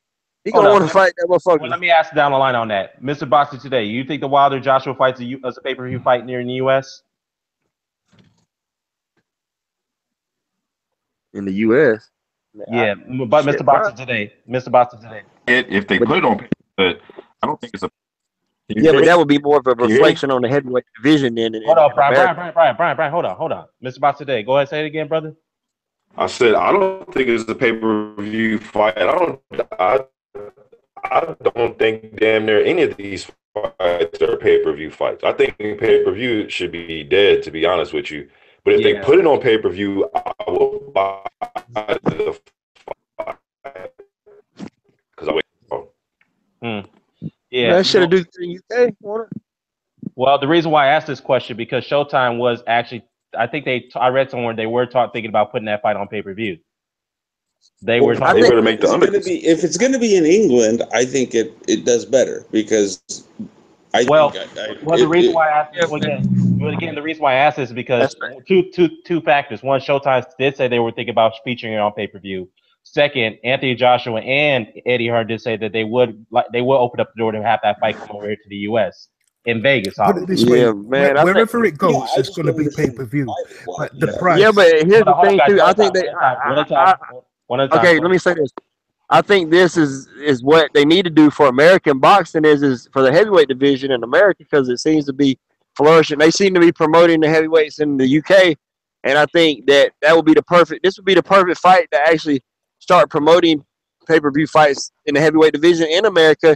To get the heavyweight scene because I think instead of saying what will be the better money making thing, you gotta put in a little bit into the pot to get something back out. So I think they need to start. If we're gonna go by that logic, I would lean towards Mr. Boxing today and say let's go all the full back to the way it should be and put it on free TV over here.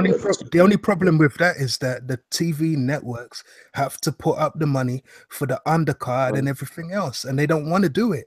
Right. The TV networks are too damn cheap, so they have to do pay-per-view. I don't know why people are vexed about that. You know what I mean?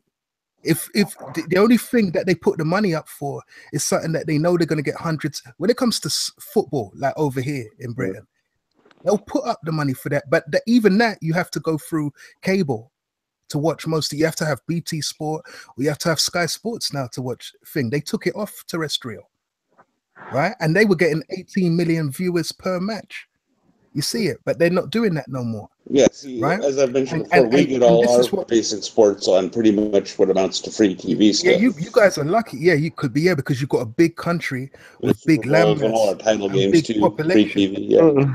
But it hurts boxing badly. It hurts boxing badly because sports fans, the casual sports fan that might want to get into it, they're not used to paying. You know what I mean? It's not that, man. Look, you got the state of Texas is.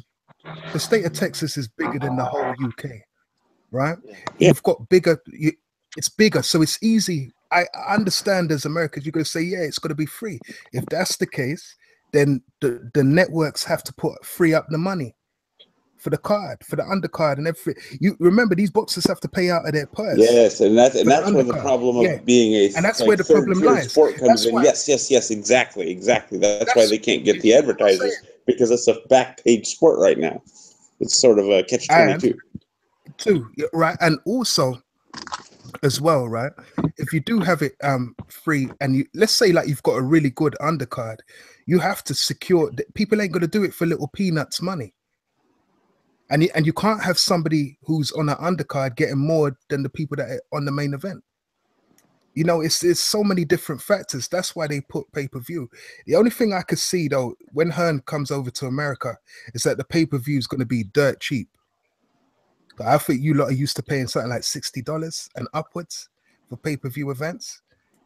I think he'll make it something like something real cheap, $10, $20, something like that.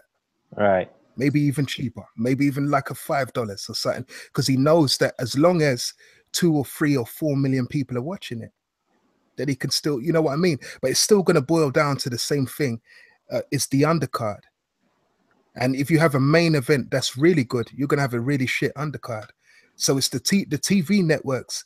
If they want it, if everybody wants it back, you have to petition to the TV networks, and they have to free up the money. And for some reason, they're not freeing up the money, and I think they should, but you know, then it doesn't look like it's gotten less bad over here with the PBC and all that. I mean, because at one point it was pretty much nil. Yeah, it was nothing but HBO and Showtime for in order to find boxing. Well, here's something I gotta say about this, man. The bottom line is this: both guys got their mandatories. That's due. They got to take care of that. Joshua got his next week, and Wilder got one the week after.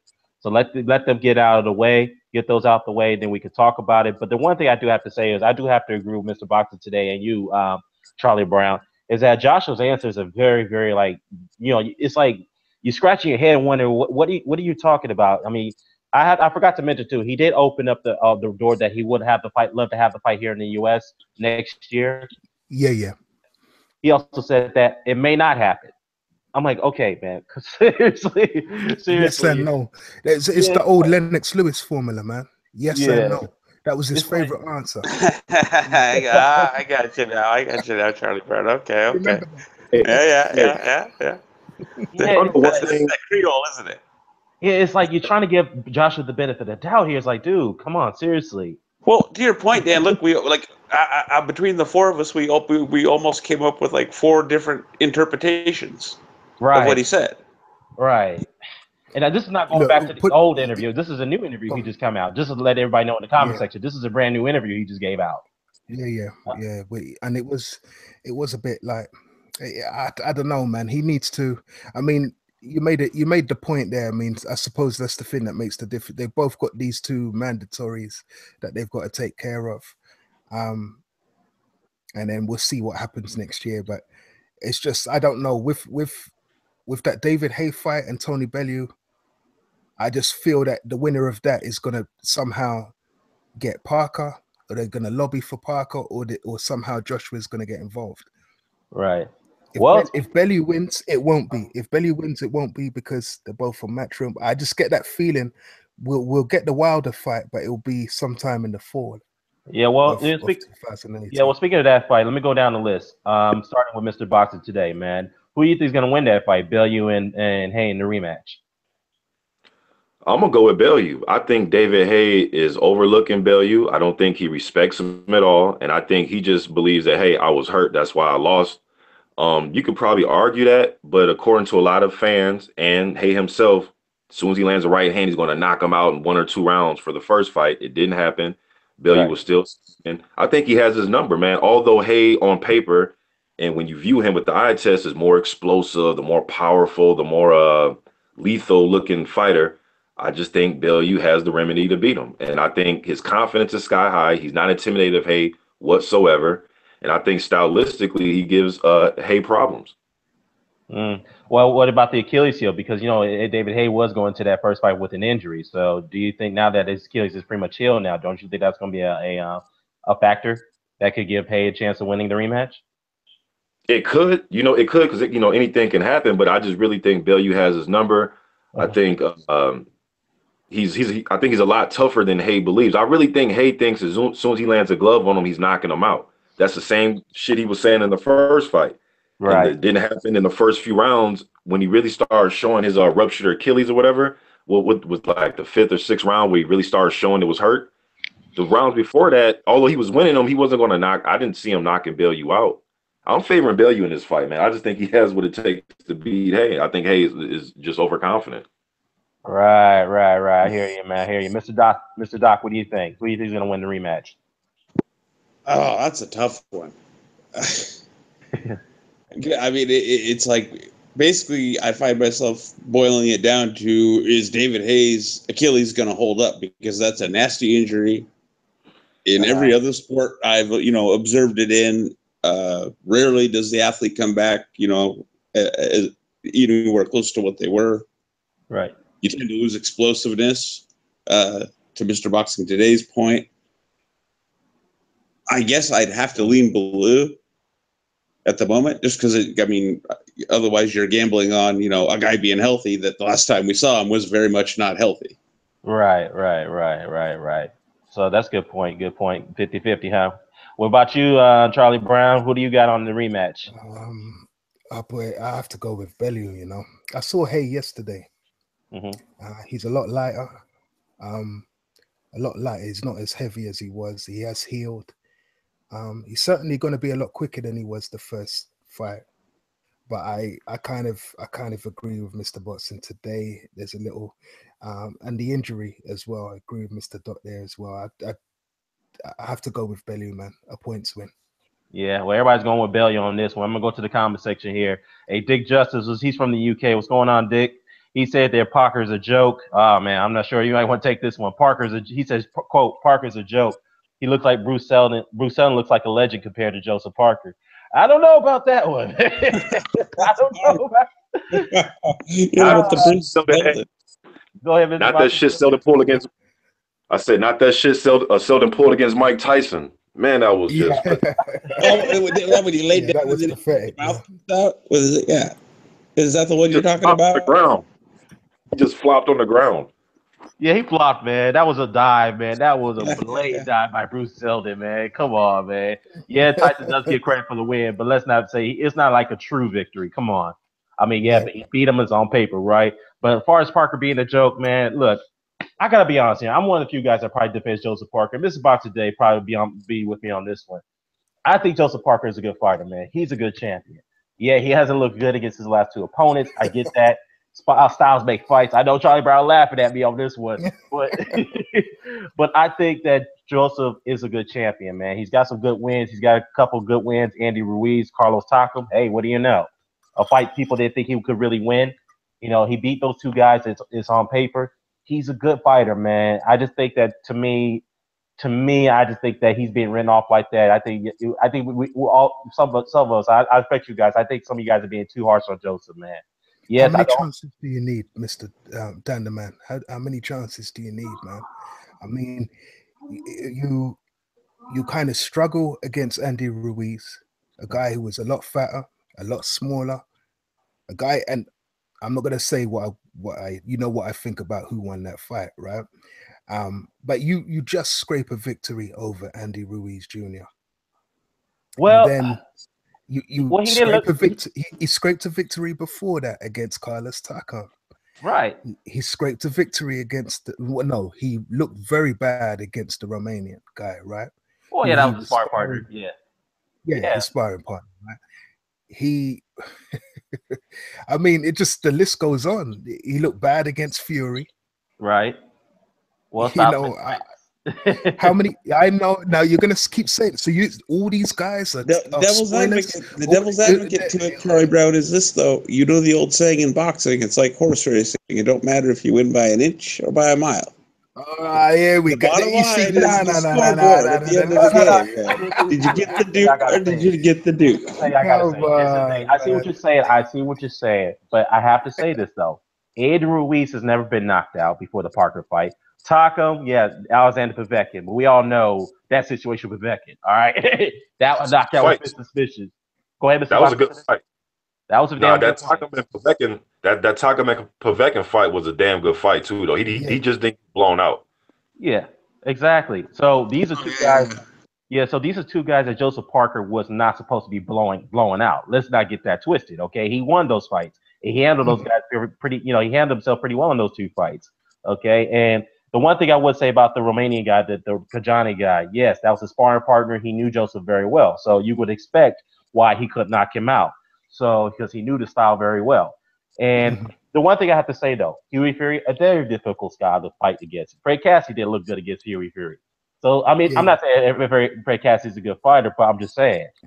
No, I hear that. I hear that, but I'm going to say this as well.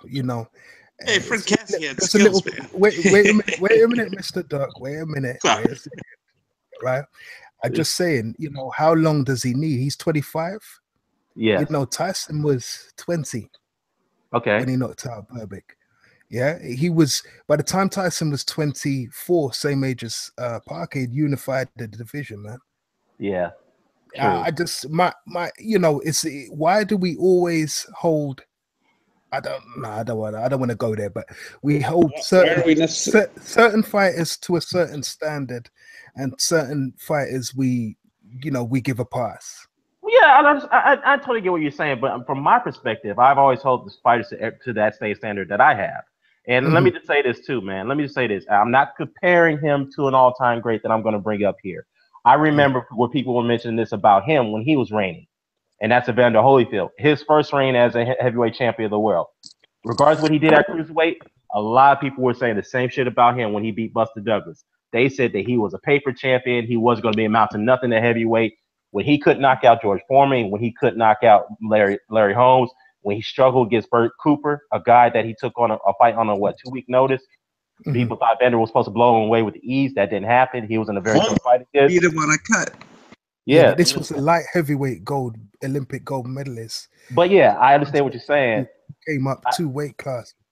That's true. It's completely different. I mean, I get that point, but I do get that point, but it's not the same thing. Parker is just being, he is a good boxer. He is a good boxer, right? Yeah. He's got decent enough fundamentals, and he can get better. But what I'm saying is, by now, you'd have expected him. I mean, like I said, if we're gonna criticize Wilder, I even criticized Joshua about some of his early performances, right? Yeah. And he's been knocking guys out. But I think Parker, you'd have to admit, when you compare him to the other two champions, he doesn't come close. He doesn't come close to Wilder. I think in answer to Joshua. In answer to your point earlier, Charlie Brown, I think that's at least part of why the expectations aren't there, is because he's perceived as not nearly as good. Well, that's Go ahead, Mr. Boston today. Go ahead, brother. It's like that Dave Higgins, his promoter, he comes out and tells the public stuff like, "Oh, we're looking at fighting Kayatoro Fujimoto, and then probably two top 15 guys after that." He doesn't even mention Wilder. They'll mention Joshua here and there because of the money, but Parker is a nice guy, but he needs to start speaking for himself. He don't have to talk shit and be boisterous, but he needs to stand some stuff because we don't want to hear about no damn Toro Fujimoto. Yep, I hear that. I agree with that. Exactly. Yeah, even David too had a bit more boisterousness to him. He was a bit more of a talker. Yeah. You know what I mean? Yep. Yeah, what's up, Ben Umar? Ben Umar is in the house. What's going on, brother? What's up, Ben? What's up, Ben? What up, man? What's up, bro? Yeah, man, we just chop it up. We were just having an argument with Brian about Floyd. Brian believes that Golovkin is going to knock out Floyd at 160, but he's gone now. The barber. I don't even need to stress the ignorance of the things that Brian the barber says. So I understand that. I don't even need to hear the argument to know what he was saying. Well, yeah, he was going off the tangent about that one, man. I'm like, man, he was saying that Kell Brook had faster reflexes, better reflexes than Floyd Mayweather, or just as good. I'm like, what? I'm like, okay, man, you trolling with that one. But yeah, we're mixing it up at the same time, man. We're talking about Anthony Joshua, the Wilder situation. You just missed out on that one, and the Joseph Parker. We just talked about that right now. But since we didn't go too far away from that, man, what do you think about Anthony Joshua's comments, man? He just came out with a new interview. Oh, Ben just got off? Hey, Dan. What's up? Can we talk about this whole 19 fights and he has 40 fights and he should wait and give him time? What do y'all think about that when that's brought up by fans? The whole between Wilder, Joshua, shit, even Parker. Yeah. 18, 40 fights. Yeah, that's a good question. You see, that's a good point you made there, man, because I get on Joshua's back because I'm like, well, boy, after this fight, you're no longer a novice. There's no excuses. You've got over 20 fights, so you should be fighting the Wilders and unify. He should be fighting Wilder and then going down the list because Wilder's the best out there. Absolutely. You know what I mean? Hey, compared to everybody else. Right. My thing regarding Wilder, you guys kind of put me straight on that during the week because I did think after 38 fights that really he should have been calling out people a long time ago. I do understand he didn't have many fights as an amateur, but I will say this, he had 40 fights as an amateur, but I think roughly Joshua had around the same amount of fights. He had about 40 fights as an amateur as well. They were both Olympians. Obviously, Joshua kind of went further, winning gold, but I don't think it's an excuse for either fighter. Wilder shouldn't need to learn on the job anymore, man, because he's got an Olympic gold medalist as a trainer who was schooled by Emmanuel Stewart. So he should be really by now. He should have enough knowledge by now. I know you're always learning, but he should have enough knowledge by now to have enough confidence in his abilities to take on. But I don't know what goes on behind the scenes, you know what I mean? Mm-hmm. And I'm 50-50 about that. I've sort of retracted from criticizing them about giving them more time or giving them, because there's also the business aspect of it as well. And that's in relation to Wilder more, me as a UK fan, as a boxing fan from the UK. I'm more leaning towards actually having Wilder's back in that argument. Yeah, fighters are, historically different fighters are quote unquote ready at different times. And as far as I'm concerned, as soon as Joshua proved he could stop Vladimir Klitschko, he should definitely be ready to fight a guy like Wilder. In terms of you know what I mean, being, he shouldn't need more fights. No, like you said, no more learning on the job. Yeah, that's true. And here's the one thing I gotta say about this: that to that 19 fights versus the 38 pro fights argument. You know what? Here's the thing I gotta say about this: you can only use that argument when you say that Anthony Joshua accomplished more than Deontay Wilder within a short time span. That's legit. I got no problem with that. But the only problem is that you're using that argument to try not to try to put down Deontay Wilder in a way as if he doesn't really have earned the right to get. Or even to just elevate AJ, you're implying AJ those are brainless. Those are brainless fanboy UK fanboys, right? That are very ignorant. They have a different agenda other than it being Wilder. Okay, we spoke about this. We spoke about this yesterday, Mister. Sorry, Dan the man. We spoke about it yesterday off air, right? Right. There's another agenda that those guys have, right? Which you know, which I told you. So I wouldn't even pay it no mind. It's meant to the reaction that the things that we're doing. When you see the LDBC going back and forth and all of this is why that stuff is done. Right. Okay. And that's why I've retracted from, I'm just staying neutral in it. You know, I'm back in, I just want to see the big fights. You know what I mean? Because it's not an educated argument or conversation these guys are having. You see what I'm saying? Right. It's to provoke and taunt. Yes, exactly. It's turned in, like I said the other day, it's turned into high school. I called him Beyonce only because I wanted so badly to see the Ortiz fight, and we didn't get it. So I was like, okay, I didn't like the excuses that I was hearing, blah blah blah. But him having 38 fights, I'm not too worried about. It's just that the only time I get annoyed with Wilder is when he doesn't understand why the press in America are not backing him. Forget about Britain. Right. It's that his thing is why his own people back in his own backyard are not following him. And I think it's because he relates to I reckon a different audience. You see what I'm saying? Right. And if he was fighting, you know, like if once a year he fights like a really good opponent and then maybe has a bum fight a year, it wouldn't be so bad. Or even if he had like 3 bum fights and 1 sort of mediocre fight, but at least he had 3 bum fights, so he's very, very busy and he's in everybody's mind, subconscious, he can. The problem with what you got to remember is the size as well. UK is so tiny. It can fit inside Texas, man. Right. You know what I mean? So whenever you could fart in a ring, man, and they turn you into a star. But I mean, any kind of promise that Joshua was going to show, they was always going to push him. But let me tell you this: when he got caught with them too, with that drugs and that, the same people you're seeing now kissing his ass now, they were saying he should be fucking banned from the sport and blah blah blah. What a disgrace! They were saying the same shit. Right. So, and believe me, at some point, Joshua's gonna go through that. I've just got a feeling.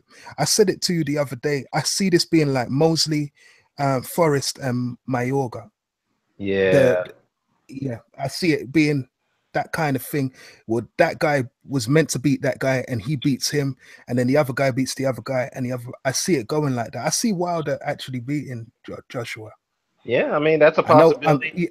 I see it. No, I actually see it happening. He's going to have a lot of animosity. He's going to have a lot of point to prove. Maybe this is the best thing that he needs. Maybe he doesn't need people backing him. Maybe he needs the people to be against him or not have the backing to be able to overcome. I see it kind of like Tyson and what's that guy, man? What was that Olympian that he fought? Not Terrell Biggs, the other one, man. Spinks. Tillman as well. Yeah.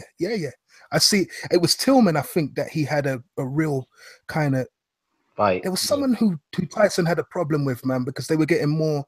They always got more publicity and they were more respected than him. I think it was Tillman, you know. One of them beat him in the and we saw trials, what happened. As I recall. That was Henry Tillman. Yeah, he beat him in the trial. That was Henry Tillman. Henry Tillman. Yeah. But I forgot which one of them it was. It was one of those 3 Olympians there, man. But he had I remember one of them got better press or was liked more than Tyson, even though Tyson was a phenom and blah blah blah, and feared and everything else.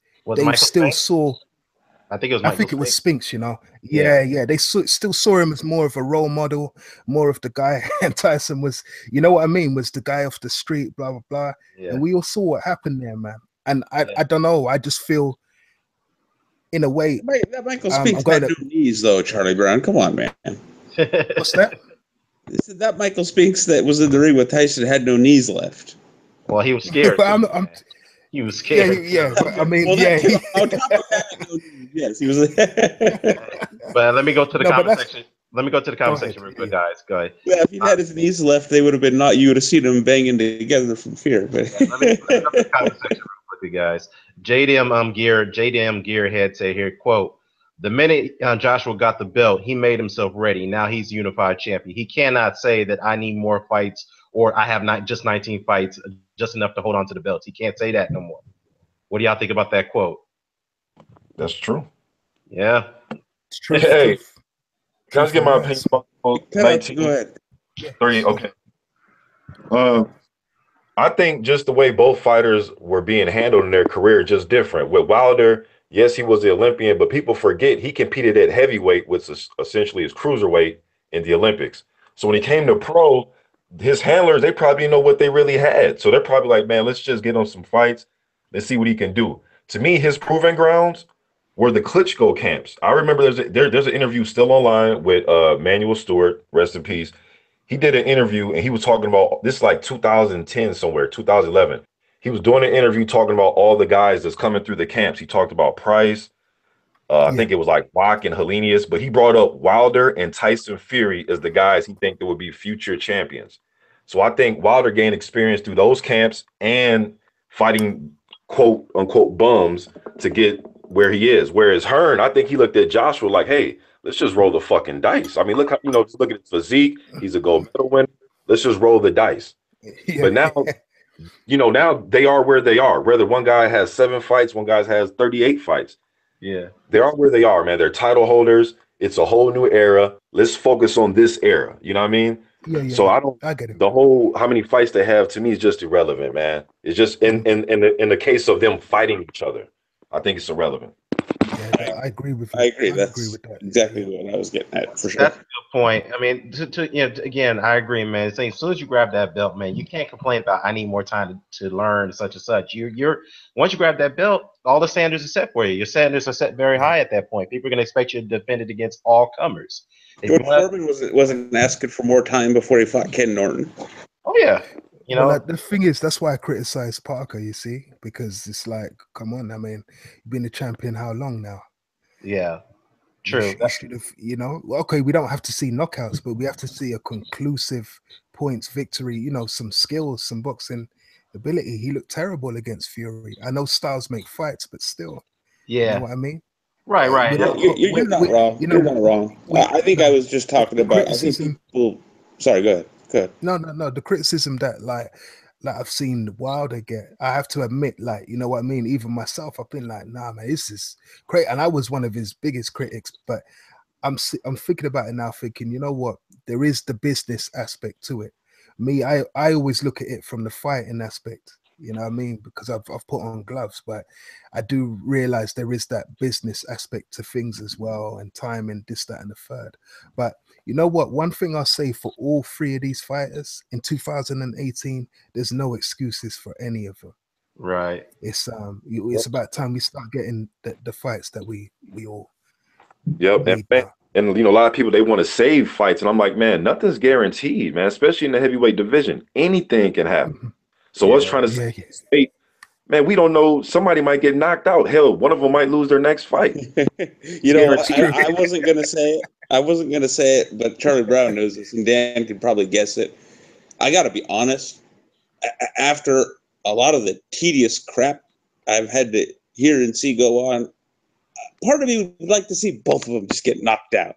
We're left with Takam versus most people would. You know what I mean? And then it would just be at the end of all of that, Yeah. Just wipe the slate clean, and we can all. It's funny that you mentioned that, because I want to throw in this wild card here, because the WBO rankings is getting a little interesting.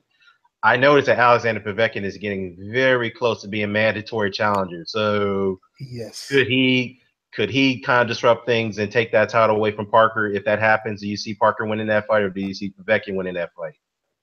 Wow. Now that's tough. That's tough.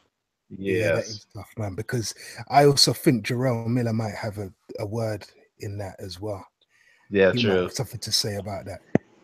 I think Povetkin puts Parker to sleep.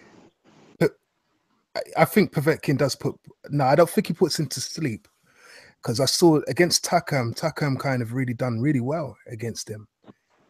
was hurting him in places. So that'll be an interesting fight if that makes if it happens. But I just feel that I think that Jarrell Miller somehow is gonna disrupt that. I just got that feeling because he's rising up the WBO rankings as well. I think Miller beats Parker too. I mean, that's a possibility. I won't rule that out, but yeah, man, those WBO rankings is looking very interesting, man. It like I said, it's a toss up with anybody in there. I mean, with all those heavyweights climbing up to go after Parker's title, and I see Povetkin getting very close, man. That's something that's on BoxRec too. Charlie Brown was looking at it the other day. They got him on there. What was it, 2?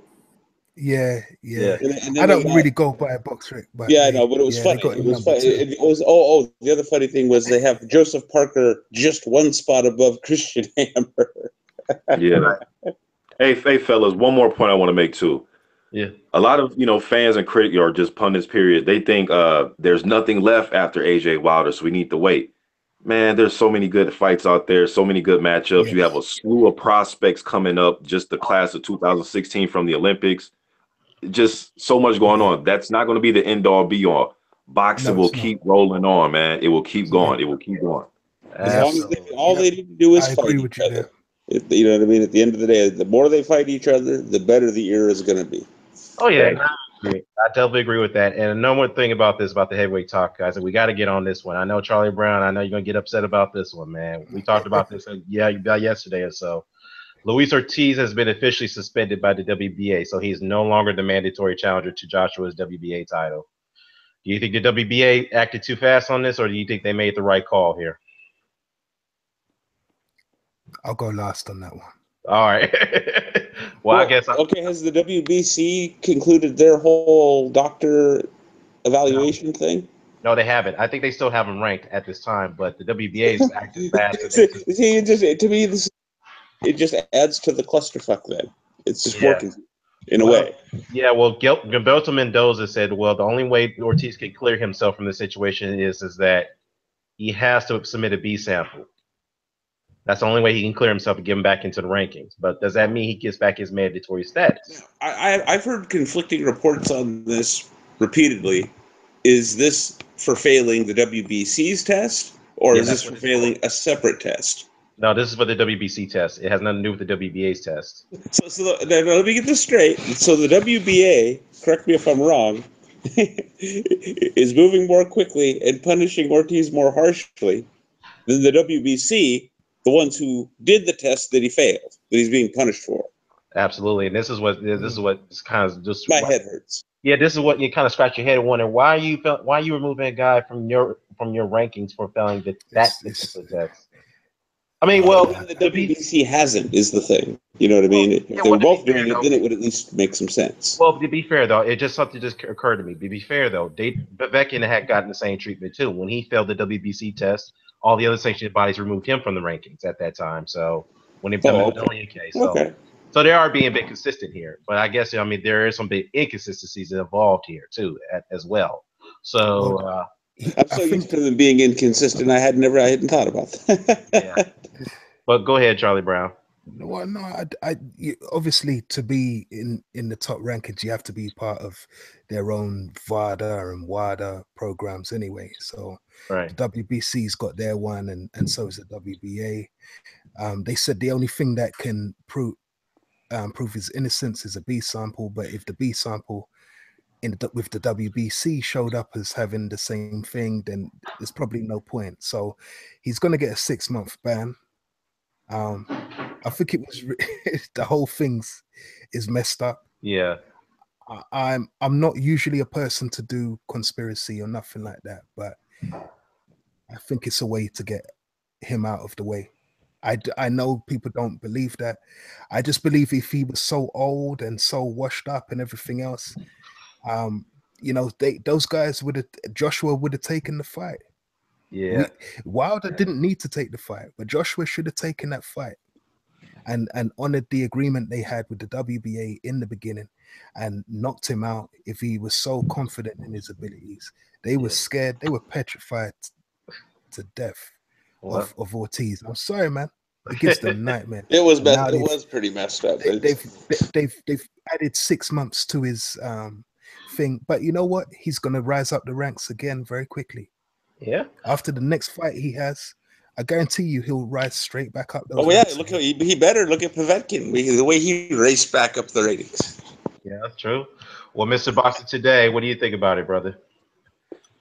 Man, it's just a big clusterfuck, man. I just my thing is I just wish Ortiz would have just listed what he was taking with the with the Vada. He just listed the medication he was taking. We have to go through this. I don't believe that the whole it was in Spanish and I mean, his manager is on Twitter, on Instagram all the time typing in English. You know what I mean? So, right. To me, it's not a good enough excuse for me. I like Ortiz. I made a grip of videos vouching for him to get title shots before guys like Pulev and all this. And then he gets in this type of situation and he makes just that error by not listing what he put, man. So to me, it makes me scratch my head like, was it an error or was it something else? You know what I mean? So, and then as far as getting dropped from the WBA, shit, the same, like you said, same thing they did with Povetkin. So that surprised me whatsoever. Right. Well, the thing is that Ortiz camp did say that they're willing to undergo more stringent tests, like a hair sample test to prove their innocence. And the WBC declined that situation because they're saying, look, we just see you unfit to compete. So we're not saying you're a cheater, but, we're not allowing you to compete at this time. Issue isn't indicated. Dan. Yeah, what's up, man? But see, Dan, I like what they're doing because if you don't put a stop to it and say, hey, that's your fault, you didn't list it, regardless if you want to take hair follicles and all tests and all that, the bottom line is you didn't list it at first. If we let him get away with this, can you imagine what's going to happen with the next couple of fighters? Yeah. Oh, I didn't list this. I think I had. Yeah, you can't open the door to procedural excuses. That's a good point. It's a good thing you brought this up.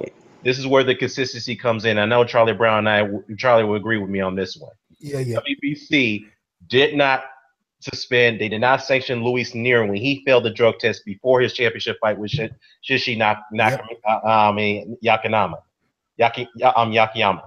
Yamanaka, yeah. They did not sanction him for that. They knew he was dirty before that fight, but they allowed it to go ahead. And it's been 3 months after that fight. They have yet to even make a decision on that. That's for one. They've been very inconsistent in that area. And Francisco Vargas and the clenbuterol too. Right. Exactly. That's the thing that gets me so annoyed as well. It's just like, it's the same system of events as well. It all comes from Dan Rafael. He comes out with, he's the one that usually puts it out to the public, and then all of a sudden these guys are banned. It's the same thing with Shannon Briggs, man. Why didn't he just wait until the fight had taken place? Then we could have had the fight, and then they could have stripped him and done what they was going to do afterwards.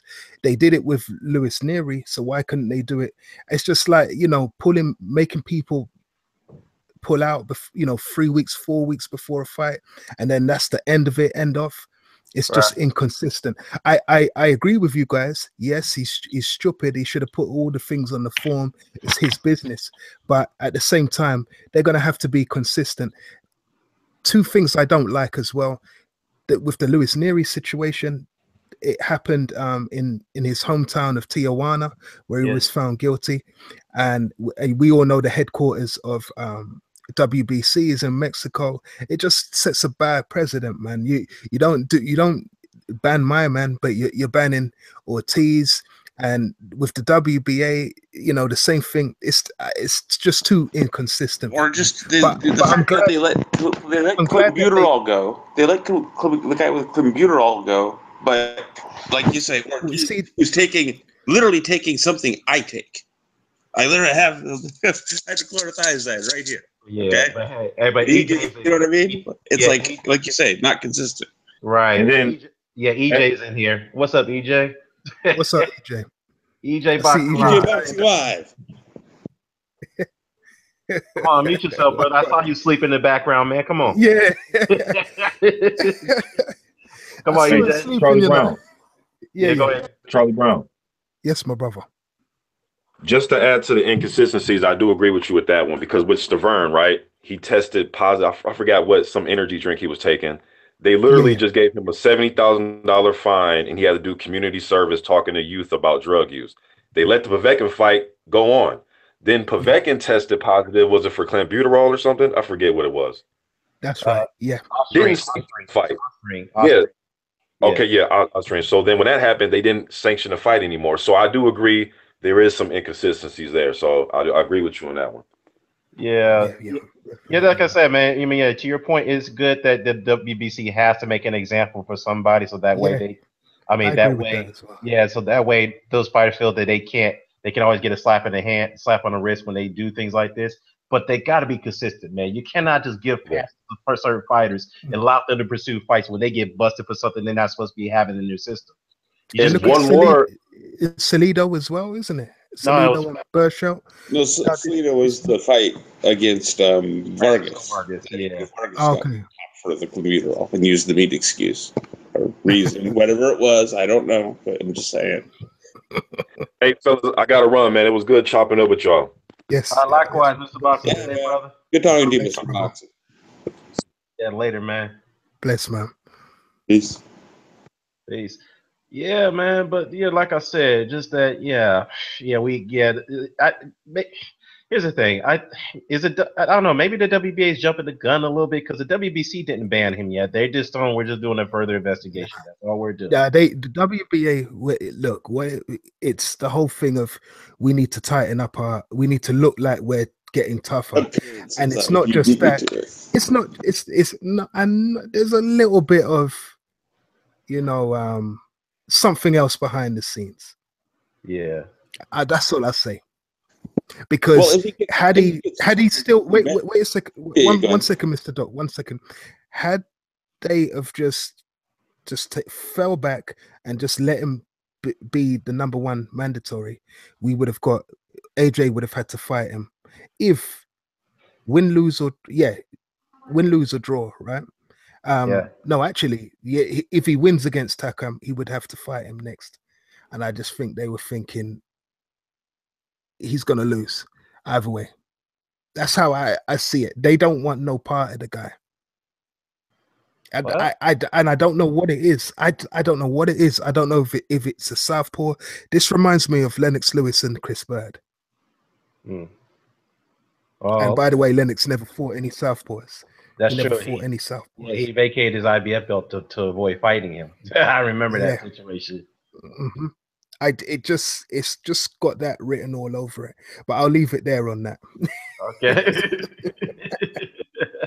I hear you, dog. I hear you. Well, and trust and believe if the WBC doctor clears him or whatever, the WBA will turn right around and reinstate Ortiz. They're not above complete, you know what I mean? Just completely reversing their own decisions like that. Well, they can. I mean, they can reverse their decisions. I just think that it's too little too late because will he still gain back his... It's the events that have led up to it that make it such a headache. Yeah, well, will they restate his mandatory status? Because that'd be a legal situation if they'll reinstate him, but they don't give him back his mandatory status. Yeah, and think about it. We're going to have this 12-month fiasco that ends everybody with basically right back where they started. Yeah. So, yeah, they'll be back right where they started. I mean, Ortiz is going to go a year without a fight, right? Get cleared possibly, just say hypothetically, right? And to get reinstated back to right where he was at the beginning of the year, basically. Right. Yeah, man. I mean, and it's all of that for my head hurts. I don't know. I think for him, he's just gonna have to stay busy. It's only 6 months, so you're only looking at, let's be honest, November, December, January, February, March, April. He's back in May. Yeah, I was factoring combined with since the last time he fought. Yeah, no, but that's what I agree with you there. But he'll be back next May against some bum, and if he looks good, which he will, he'll be back up there again. But I think it's everything happens for a reason, man. Hopefully, he's reinstated next year as at least in the top 3. Because it will make it interesting. Yeah. What's up, EJ? Yeah, what's going on, man? What's going on, man? What's going on, Mr. Doc? What's going on, Dynamite? Hey, where's Mr. Heavyweight, Mr. Today Boxing? Where you going, man? He disappeared, man. He was just there, You missed it. He left, man. He was here. He was on for about a couple hours, man. A couple of hours? What do you mean? The show just started, right? No, bro. You didn't send me a link now, dude. Bruh, Charlie Brown missed the doctor on. I sent the link in the chat, dude, for last about a couple of hours ago, dude. Yeah. Oh, see, I just saw it now, innit? I just saw it now, man. Yeah, man. What we talking about? Well, we talk about a lot of stuff. You missed an interesting conversation. I wish you could have got on, man. With Brian What was I'll replay it, man. What was you talking about? Brian the Barber, we were talking about the possibility of Golovkin fighting Floyd because Floyd, is hinting on coming back, right? Oh man, that's all that guy was to talk about. Man. Where's he going? I bet you comedy, that dude. must have been. You must have done him up. Yeah, you obviously must have won. You obviously must have won because he's not here no more. Because if you didn't, like, it would still be here. Well, you upset him, innit? You upset him, innit? EJ, I was attempting to play moderator, so there'd be order. And I intended, I muted Brian with the intention of it being temporary. And then none of us, including Dan, we all tried to unmute him, and nobody could unmute him. No, we're having Brown. We're going at it about this situation, right? Because first of all, it started with me. I'm not a Floyd fan, you know that, but I'm gonna keep it real. I told him, look, man, based off Golovkin's last 3 performances, there ain't no way in hell he knocking out Floyd Mayweather. It ain't gonna happen. No way. It's not. That's right. Brown was like, that's bullshit. First of all, he gonna cut off the rig. He gonna take to Golovkin's left jab. He gonna. Oh, you sound like him. Good. You sound like him. Good. That's what I'm trying to tell Brian to get back on, man. Because first of all, I want you to eat up a bit more, man. Because first of all, he's also said that Kell Brook's reflexes was just as fast or a little bit faster than Floyd's. I'm like, what? Man, he's that guy crazy, man. That's how he is, man. He ain't got listen, bro. That dude, man, like he love, that's the barber, man. He just obsessed about, and he'll argue to the point where he'll stand in there, man. He'll stand in there and take it. Yeah, he will. He'll take it. But the dude was just like, man, where did EJ go, man? Dude, Google Hangouts have been acting funny style lately. Yeah, it has, man. Probably, let me mute myself. Oh, now Dan's muted. Okay. I'm back on. But okay. But I was going to say. Okay, thank God. That was starting to get a little, I'll just use the word concerning. No, EJ will get back on in a second. He will. He probably got a call. That happens sometimes when you're on the network, on your phone. He probably was on his phone or something. Then you get a call. I don't know. That usually you get a middle of a call. They cut you off. Then you get you back on. But but he said, interesting stuff, y'all. Interesting stuff, man. But damn, what else is there? I mean, Demetrius Andrade is fighting tonight, man. You guys gonna tune that in on it? Yep, he's fighting tonight. Yeah, he's fighting. What's his name? Yeah, what's his name? Arvitel Fox, whatever. His last name is Fox.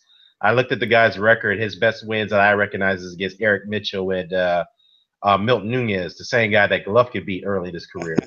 Yeah. Demetrius Andrade, man. I don't know where to start with Boo Boo Andrade, man.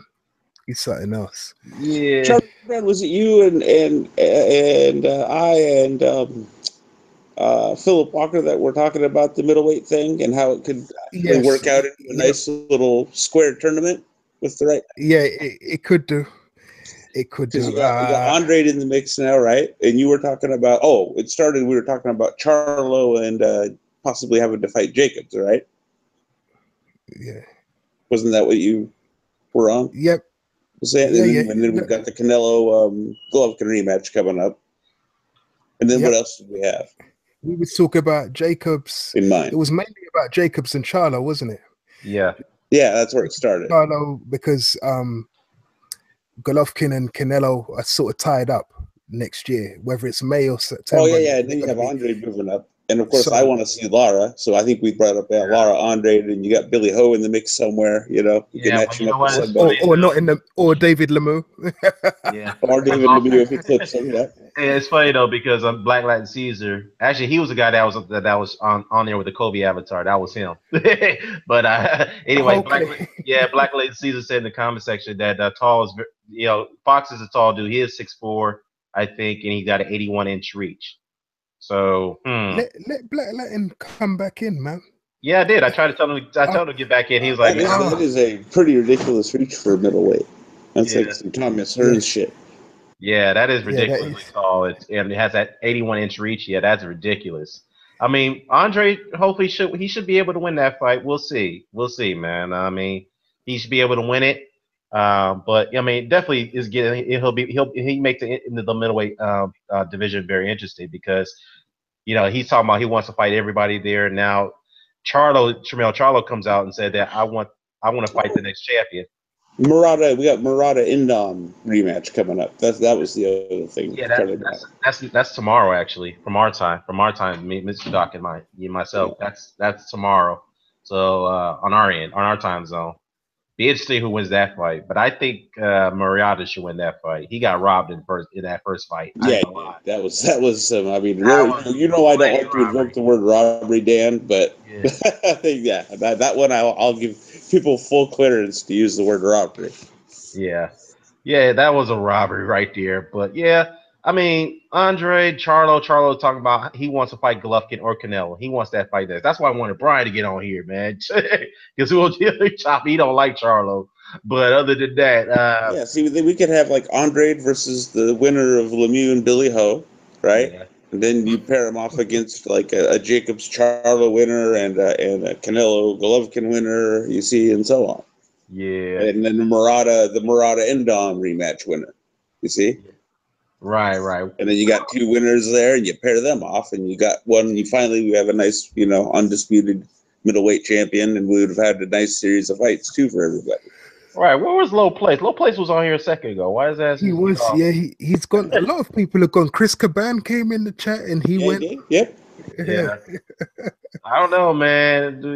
What y'all do? I'm telling y'all to come on, man. Y'all talking it's Google Hangouts. I think part of it is people are still the Google, like they ruin everything else. They've part of it is they're phasing out compatibility with other browsers. Right. That's probably what it is. Yeah, because I use Firefox a lot. So, but I have to open up a Chrome window to do this. Yeah. Well, let me see. Red Fox. Shout out to Red Fox in the comment section. Red Fox says that Charlo should be gunning for the champion, Canelo. Well, he's a WBC mandatory, so yeah, he has to wait. He has to wait on the winner of Canelo Triple G. Right. But I think in the meantime, to keep everybody appeased, the winner of Arias and Jacobs, that's a fight there. That's a good fight next year until they tie up what they're going to do, because Golovkin and Canelo are definitely going to tie up what they have to do next year. So I'd like to see Charlo. What do you make of Arias? I thought I've only seen the Magomedov where he sparked him out, which somewhat impressive, but I haven't seen anything else from him. Who? Aries? Of Louis Harris. He's good. I think he's good. He's solid, but I can't see him beating Danny Jacobs. I just think Danny Jacobs has got too much skill, too much boxing ability. Would you say the Magomedov fight was an aberration? Probably admiration. Boy. Yeah. Yeah. You know what though? Yeah. I think I know where. Just drift off a little bit. I think EJ went off to listen to that conversation that me and Brian had. That he's gonna get back on. Oh, I got you. Yeah. That shit was funny though, man. But yeah, I think there's a lot of good matchmaking that can be made at the middleweight division now. Now with Andrade in the picture now, so a lot of good matchmaking. Now the thing is that Golovkin, my thing is that I don't think he's gonna fight any longer after this one. I'm being honest. After the Canelo rematch, I think he's done. I think he's really done. He ain't just keen on fighting Charlo. I wouldn't be surprised if Fishnets owns him at this, as incompetent as Tommy Boy is when it comes to the contracts. Yeah, and that was silly. How are you going to guarantee this guy who's not even a unified champion? He's still the lineal champion, obviously, but this is a guy who's got one, a lineal belt, right? He's got a lineal belt. You got 3 unified belts. You're ready to even fight for all of your belts, also, right. Dan. Right, and he's ready to hire pound for pound. You're ready to hire pound for pound than him. Why are you giving him why is he the only one getting the rematch clause and not you? That I don't understand. And how you letting Fishnets decide whether you get to fight again or not between now and the rematch? Oh yeah, Yeah, How are you going to explain this, Tommy Boy? You can't. You say, I would all them Golovkin fanboys that tried to defend Tommy Boy. Oh, no, he's doing a good job. No, he's not. Say this, Tom Lopper, I respect, but he's made a lot of poor business. That was a poor business decision. I don't. I have no respect for him. He's garbage. But that was a poor business decision. You don't make a decision like that. Dan, I'm sorry. I will never get over it. 35 years old before my guy gets his first real test. Yeah. Incompetent. That's just incompetent. Well, you know what? I think part of that problem is Abel Sanchez too, because you have to understand the trainers also get a say so. They also get to evaluate what they know their fighters more than their promoters. Let's be real. Get them on the bus with Tommy Boy out of town. Yeah, exactly. But I think Abel Sanchez has played a big part on why Golovkin waited so long to step up the competition. I really believe that. And when they finally, Kell Brook, they were overlooking him. They thought that was going to be a cake in the walk, cake in the park. And when you saw that didn't happen, even though it lasted 5 rounds, then you stepped up against Danny Jacobs, even though they thought he was chinny. You saw what happened in that fight. With Canelo, it's like somebody made the point, and I agree with it, that on top of the incompetence of the matchmaking, etc., a sort of offshoot or consequence of the matchmaking was it turned Golovkin into a headhunter. Right.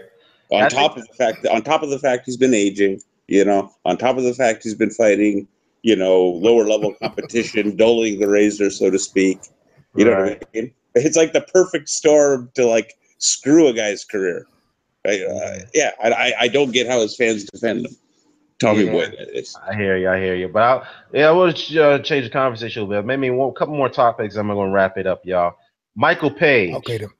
Michael Page, Charlie Brown. He was on that undercard of Joyce versus Ian Lewis. I saw him. Man, him ringside. You saw him. I've got an interview with him. Yeah. I saw him live yesterday, man. He's very, very, very good, man. I put it in my. I think I spoke about it I sort of broke down the video that I did about Ringstar. I sort of gave my opinion of him there. Very impressive. The only thing that kind of worries me a little bit is probably when he starts fighting better opposition, he's gonna have to start keeping his hands up a little bit. Right. I just not even a little bit, bro. Not even a little bit. He's trying to do that Prince Nassim, man. I'm like, I don't know about that, man. You at light heavyweight, and those guys are punch a lot harder. Until you step up competition, you can't be doing that against Pulev, against the Anthony Yard. He's going to go down to super middleweight as well. Oh, okay. So he's not going to fight at light heavyweight. One thing's for sure, the dude can punch. Oh yeah, he can punch. Like I said, he reminds me of Prince Nassim, man. He doesn't throw a lot of punches, but if he lands that one good shot, it will hurt. And he can throw it in various angles. He puts a lot of mustard on that punch in that awkward angle. So I'll admit though, I was impressed, but the dude, he started acting like a clown in his first pro fight. I'm like, dude, what the fuck, man? You're clowning your opponent. You're not even paying attention to defense, man. The dude was just clowning in that ring. I'm like, I don't know, man. It's funny as hell to me, but I don't know, man. I don't know. Again, I think he's trying to emulate that Prince Nassim. He's trying to bring a Prince Nassim back into the boxing arena. That's what he's doing, right? That's just my take on it. As long as he wins, all will be forgiven. Trust me. I agree. The way boxing works. I agree. But he does fight at light heavyweight. You can't do that against Sergey Kovalev. You cannot do that. That was there. My words were chosen carefully. Like I said, as long as he wins. As long as he wins. You can't do that against Anthony Yard. Which is a big if there. Yes. It was no definite. You cannot do that against Anthony Yard. That'd be a good domestic level fight. Anthony Yard versus Michael Page. You think that'd be a good fight, Charlie Brown? Who is that? Sorry, I missed that. Page. Michael Page and Anthony Yard. If you think if it does get made, I think I could see it more realistically being Chris Eubank Jr. and Michael Page. Ah, man. Because they were stood next to each other yesterday after the fight, after Michael Page's fight. They didn't say any unpleasantry things to each other, but you know, Chris Eubank Jr. is a good friends with David Haye. Right. I don't know if there's going to be some kind of rivalry because. Oh yeah. I was just obviously they definitely would be able to sell the shit out of that. Yeah, put it this way: the popularity of Page and his core audience versus the popularity of Chris Eubank Jr. and his core audience. I could see a lot of money being made there. So I'm more looking towards that. I'm going to be real. I can't see Yard unless Yard. It's more about Yard wanting the fight more than it, because Page will fight anybody. So from his point, I could see it being made if it's from his side, but from Yard's side, it's all about Yard and Tunde Ajayi and Frank Warren, really. What route they decide to go, and at the moment I don't like the kind of fights that Yard's involved in. I'd like to see Yard in some big fights. This is the thing, like back to when we were talking about, you know, we don't really know what the pay-per-view numbers and whatnot are like, but listen to all the fights you're talking about, right? Right. That would be big money fights over there that you could just name off the top of your head, right? If me and Dan wanted to talk about, you know, serious big money fights in America, it's like, well, this might be pretty good. You know what I mean? Yeah. The markets really are different. Got some. And I really do think, in a way, the sort of, you know, big fish, small pond thing you allude to, in a way, I think it's an advantage, because I feel like American boxing, the best way I can describe it is it's like not enough butter spread over too much bread. Yeah, I see what you're saying. Yeah, you know, we try to. It's too dispersed. You know, we need to try and get it more regional. Right, absolutely. I think we need to really try to restructure our U.S. market when it comes to boxing, y'all. But one more thing I gotta say. Wilder should have, just real quick, Dan. Like for an example, like I keep saying, Wilder. Why hasn't he fought in, like, you know, Alabama Stadium, the university's, you know, huge football stadium? Well, yeah, I mean, Wilder that should be, or just somewhere in that region, even, you know, like Florida or something. You know, well, this is the thing. You know, you have to get back. You know, you have to criticize his management team on how they market him. They haven't done enough to market the guy. I have to admit that they haven't done that. So he's got got a big name in America. Don't you agree? He should be a household name in like that SEC, you know, Southeast Conference region. I think, you know, from my observation, I think they were trying to prop him up to be a Mike Tyson in a way. And hear me out. The reason why I say that is because, look, Mike Tyson in his career was knocking out a lot of guys, even a bunch of nobodies to begin with. But the difference is Mike Tyson did it, in 20 pro fights. He got a world title shot against Trevor Berbick, right? It was his 20th, 21st pro fight, I think. He got a world title shot, right? Or 25th. I think it was 25th pro fight, something around there. He got a world title shot. Yeah, his age was 20, I believe. Yeah, his age was 20 years old. And before that, he fought good guys, like good competition like Jesse Ferguson, Henry Tillman, and Mitch Green. Yeah, Mitch Green and whatnot. But then he got Trevor Berbick. But after that, Tyson was dominating the division. He was cleaning guys out before the age of 21. He did that in 1 year. Within 2 years as a pro, he did that. Yeah, because they had a tournament. He entered a tournament. Right, he entered a tournament, and I think what they were trying to do is like, look, they thought the American public would be more receptive to a guy who just knocking guys out, didn't care who he's fighting. That's what it was. I think that's what their goal was. But it didn't work out like that. No, you have to fight somebody who's legit to make that solidify. You know what I mean? In my opinion, to make that work, you got to fight guys who are legit, man. That's just my take on it. And I think that was a calculated mistake that they made right there. And I think if they worked more regionally, right? If they started and made him a big name, like, you know, in the Georgia, Alabama, Florida, you know, that region, right? Then what you'd have is a core fan base on top of Wilder himself and on top of Showtime and his promoters, right? Going out, you know, on websites and in real life, etc., talking about Wilder, blah blah blah blah blah. You see? It's, Go ahead, Charlie Brown. I won't. No, I won't. I'll leave it because the subject because we kind of spoke about it earlier. But I think with Wilder, definitely all of that. Once he gets through to Stavern, we'll take it from there.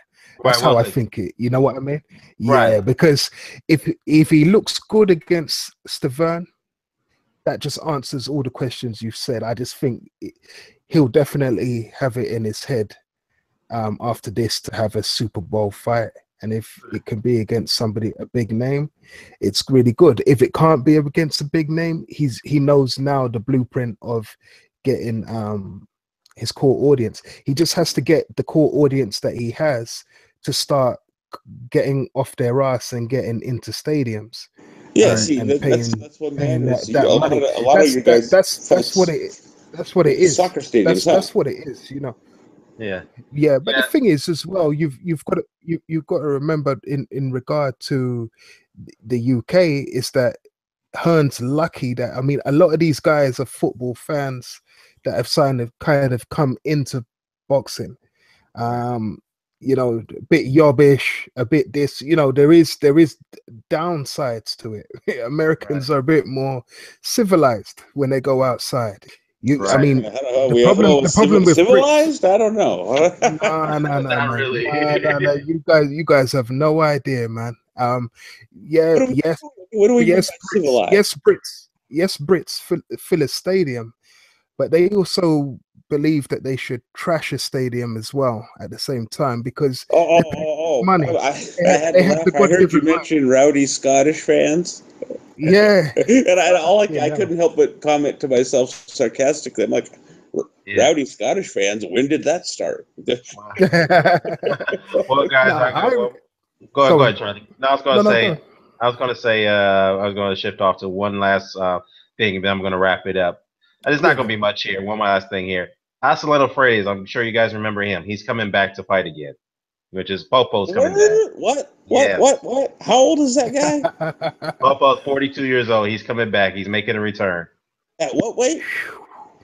I think he's going to be fighting at 100 and let me see. He's going to be 54. Wow. Yeah, I think he's 154. Yeah, he's fighting at 154. Oh my God! Here we go. It's going to be Frietas versus Mayorga. You watch. Yeah, that's what's probably going to happen, man. I think. A couple old men punches. That wouldn't be bad. Yeah, but you know, Frietas is I don't know. I'm taking the dude's old as hell, man. Yeah, Frietas is 42 years old. I mean, at least he's not as punch drunk as Mayorga. He's not as punch drunk. Of course, his chin was always questionable, but yeah, he's coming back. He's fighting what's his name, Gabriel Martinez. The guy hasn't been in the ring in a long time. So what is with this influx of mummified boxers trying to make comebacks? I don't know. Money issues. They haven't properly invested their money. Yeah, that's all. They haven't. It's money. They haven't properly invested. But the thing what gets me is that Frietas is a politician in Brazil. So how can he be struggling money? He's a political. Maybe he needs it. Yeah. I know. No, that's a good point you made there. Possibly it could be the other thing that he just wants something to do. Yeah. To fill the void. Yeah, probably. Yeah. Probably, but yeah, that's probably what it is. I just want to throw that out there, y'all. But if you're interested, sorry, I'm back, man. I'm back. Where's Lopez going? Lopez cut out as well. Mayorga versus Frietas. Who you got, EJ? Mayorga versus Frietas. Frietas is coming back. Acelino Frietas versus Ricardo Mayorga. 154. Yeah, 154. Hold on, no, Ricardo Acelino Frietas ain't no 154. Coming back at 154, bro. Dan just told us. Yeah, he's coming back at 154. And Mayorga, I heard about Mayorga just the other day. He's coming back at 154. Mayorga's gonna bruck him up, man, because what Acelino Frietas' weight is featherweight. His best weight is super featherweight, lightweight. I think around there he had a bit of power, but you're talking from lightweight all the way up to 140, 147 to that. Come on. Hey, listen, he might be, he might have something, but muscular, innit? It might be early rounds if he's going to do anything. Early rounds, but Mayorga should be able to trump him up. Should be able to thump him. Look, Mayorga can hit, around 154. He was a champion at 154. Yeah. He won the WBC belt from, I can't remember. Was it Luis Plaza? No, it wasn't. Heavy-handed dudes too. I can't remember. He won the belt from. He's at 154. Yeah, that was his weight class. I mean, he went up to 160 and got bossed up by Trinidad, but. Around 154, 147, he was bad. Around that weight class, he packs power, really power. Yeah, let me. He said that He's going to be fighting for the WBA International Super Middleweight title. Yeah, in WBC. Russia. It's Super middleweight. Yeah. Okay. My bad. Super They fight at super middleweight. They fight at 168. No. No, Mayorga's fighting a guy called Andre Sirotkin. Yeah, that's my bad. So why are we talking? Are we talking about fantasy matchups then? Are we talking about fantasy matchups? No. No. They just both are making comebacks, and so we find it kind of fun. So you compare? Okay, well, yeah. Hey, if they was in it, I'd go with Ricardo Mayorga in it because Frietas was never proven to be a big name in it. Like he beat what's his name again? Casamir. What's his name? Joe Casamir. What's his name again? Joe Casamir. Yeah, Joe Casamir. He beat him. But like a lot of people think that maybe Casamir might have won, but other than that, he had no other big names on his name, no other names on his resume. So I think he beat Vernon Forrest, man, twice as well. He beat Vernon Forrest twice, though. Yeah, and he beat six. He beat six heads as well. Knockout six head Lewis. Well, Zaire Rahim wasn't that not a good win for Acelino Frietas? Nah, man. Nah. What? Who's Rahim beat? He beat Morales. Rahim beat. Is that the one who beat Eric Morales? Yeah. Yeah. That's the guy beat Morales. Yeah. Other than that, yeah. What else did he do? He beat Pacquiao, not for nothing. Well, he got Casamayor. He got Juan Carlos Ramirez. So that Arthur Gregorian. No. Gregorian was a good win. No. Gregorian was not enough. No. Not enough name. I'm not saying that. I'm just saying to me, yeah. For me, he only lost twice, though. He only lost I'm talking about Frietas himself. Yeah, not enough names on his resume for the I remember the KO percentage he had. Right at Feather, it was nice, you know. They were talking about him and Nassim Hamid at the time, but it never happened. But you know, Floyd never happened. He never had Floyd. And Corrales got him. See what happened when Corrales touched him up? Yeah. That's how Corrales. Yeah, I don't think he's as hard as Mayorga. So if there was to fight, man, Mayorga have that power fight. So he'd stay clear of Mayorga. Mayorga ain't that good. Mayorga's a shot as well, but I'll take Mayorga in that, man. I mean, because Mayorga is supposed to be that. Popo in his late, as he moved up, he started to run, started to stay in his back. When before, when he was featherweight, he used to come forward because he believed in his power. I remember he knocked out one of Roy Jones' stablemate, cold. It was a hip hop show. Horrible, man. Horrible, man. Yeah, I remember that one. Roy Jones, get a stool, get him on the stool. Roy Jones was embarrassed, man. You know what I mean? What was that? Lamar Nelson. Yeah, there you go. Yeah, I never forget that, bro. Roy Jones' face, bro. Because it's picking up Roy Jones pound, number one. This is statement, mate. You think, hey, Frietas cleaned him up, bro. Yeah. Cleaned him up, man. You had to get him off the sidewalk. For some reason, I was thinking it was Derek Gainer, but yeah. He had a few, but that was one of them got cleaned out. You had to take him off the sidewalk, man. Scrape him off. Wait, EJ, since we're talking about Floyd, I wish Brian Barber's back on here. Who do you got? Yeah. Did he come back? Did he come back when I went off and then I came on? Did he come back on? He come back on? He knew you was there. He knew you was there, so he ducked. Barber's cool. Barber's also ducking me, man. He's got guitar versus guitar. He's been ducking me for weeks now. Well, you don't want none of it.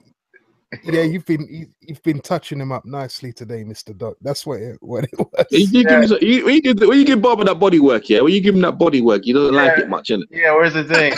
Take a knee. Take a knee. He takes a knee. You see him take a knee in it, and then he's like, "Nah, ref, come in, man." You guys know, you know, EJ. I don't like Floyd Mayweather. I was defending Floyd against Barber. Barber was like, "Look, Floyd can do this to Golovkin. He can't do that. He can't do this and that. The third." I'm like, dude, Golovkin could knock out Kell Brook. Yeah, he's Golovkin has gone so far down on people's thing. Yeah, it's a shame. And like Tommy Boy. Because you know what, Mr. Doc was right. Tommy Boy's done him. Tommy Boy's done him dirty because the thing is, yeah, the problem with Golovkin, and you could see it, he should have been stepped up long time ago. Now he's being stepped up.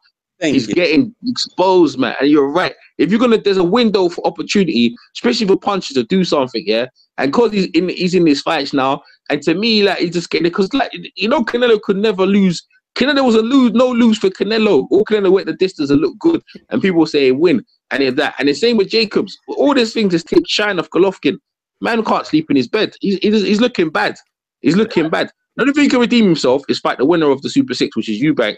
If he could fight that, and fight at Eubank, yeah, and try and get into that thing. Then maybe he can redeem himself. But at this point, he's in a situation where he's not looking good, man. Man don't want to hear from Golovkin about he could beat the old timers either. That thing's out the window, right? That's out the window. And pound for pound, that's out the window as well. Because the thing is, I don't know how much you look at it. If Abel Sanchez said to him, "Oh, just want you to just outbox him," that's going against what you said in the first place. You said Mexican style. Come forward. Not you built yourself on going forward and trying to knock people out. So what's happened there? And that you wasn't actually trying to do that. You was actually trying to go the distance. You know, when you screwed the forward harder, you wasn't trying to go all out to take that guy out. That no one could tell me he was trying to do that. No, he's playing the Eastern European late round game. They play the long game. That was the criticism about European fighters from time. They're too stiff, too robot, and they don't go all out. That was the criticism. But when you put them in that situation, he just looked like what people said about European fighters a long time ago. Because that's what he is, EJ. Which I've always been trying to tell the ridiculous Golovkin fans. You know, no, he's very good, but he's very good at it. But he's that's his style is Eastern European. High guard, mid-range, mental pressure, plays for the mid to late round stoppages. You know the funny thing about it, in boxing, the most best style in boxing has always been the American style. People used to look forward to the American style because American style was so versatile that it had so many things to it. But whatever style Americans had, it had swagger to it. And it's gone away from that. And now you're trying to say this robotic style is what the world should look forward to. Bloody hell, man. I get it as well. Let me explain myself. The way I look at it, EJ, is I see one of the things I love about boxing is the almost endless variety of styles. And I see merit in all of them, and I appreciate them all as much as I can. Nah, man. I hear what you're saying, but he kind of threw me off with that Floyd and Kell Brook comparison. I'm like, nah, man. That's what got me. That annoyed me, man. That when he said that, the comment section lit up, dude. You see everybody in the comment section going after Brian for that one. He's like, what the hell? What are you talking about, man? You reaching with that one. I mean, come on, dude. Seriously, you're telling me that Kell Brook, a welterweight who gave Golovkin hell in 5 rounds, who didn't get knocked out, even though, the corner threw in the towel due to the bad eye, who didn't get knocked out, who wasn't really hurt besides the eye injury, right? You telling me that Floyd Mayweather is going to get hurt by Golovkin? Golovkin couldn't even knock out Jacobs. He couldn't even hurt him. A guy who can't even take punches very well. So that goes back to this sort of unspoken implication by a lot of people, and some of them I don't think even really realize it, but there's this implication that Floyd's chinny or something. Or that he doesn't have a really good chin. He's always had a good chin. He's always had a good chin, man. Yeah, he's always had a good chin. I mean, didn't he take a shot against Diego Corrales in that fight, even though he made Diego Corrales miss a lot of shots? He took a couple shots in that fight against Corrales. He's taken shots in all his career, man. He took shots off Maidana. He took shots off Maidana that dropped Broner. Oh, that's true. He did. Yeah, he did, man. But EJ, we was talking about Michael Page, man. Did you see him fight yesterday on the undercard of Joyce and Ian Lewison? EJ, can't hear you, brother. EJ, can't hear you. Can't hear you, man. Yeah, you're breaking up, man. Can't hear you. Yeah, I could hear him moving around for a second, and then it broke up, like you said. Yeah. Well, hang on. Go ahead. Yo, I'm coming. Yeah. Sorry, but I stepped away from the mic. Yeah, go on. Yeah, you talking about Ian Lewison, yeah? I was talking about Michael Page. Oh yeah. With me and Charlie Brown ringside for that. So if you check that fight, you see me and Charlie Brown actually sitting down. All over that thing, right? You'll see us. Yeah, you'll see us in the fight. You see 3 black brothers and a whole heap of white people, but you see 3 black brothers. I got a white t-shirt. We're not hard to spot. A white t-shirt and a hat, I'm in the winter time. But yeah, when I wasn't I ain't gonna lie to you, bro. I don't wanna hate on the brother, yeah, but I wasn't. I was looking for. I was looking for flurries and looking for. But he's an ambush fighter. He's an ambush puncher. He likes to He's a precision ambush puncher, and he clowns the guys as well. And you're to me, that's what he's known for in MMA, and he's doing it. But like, you know, you want to, as he steps up, we want to see him more. But hopefully, I want to see a better fight more testing. But for his pro debut and people first time seeing him, he's nice. You know, at 30 something, yeah, I think he's all right, bro. He's too long for the weight.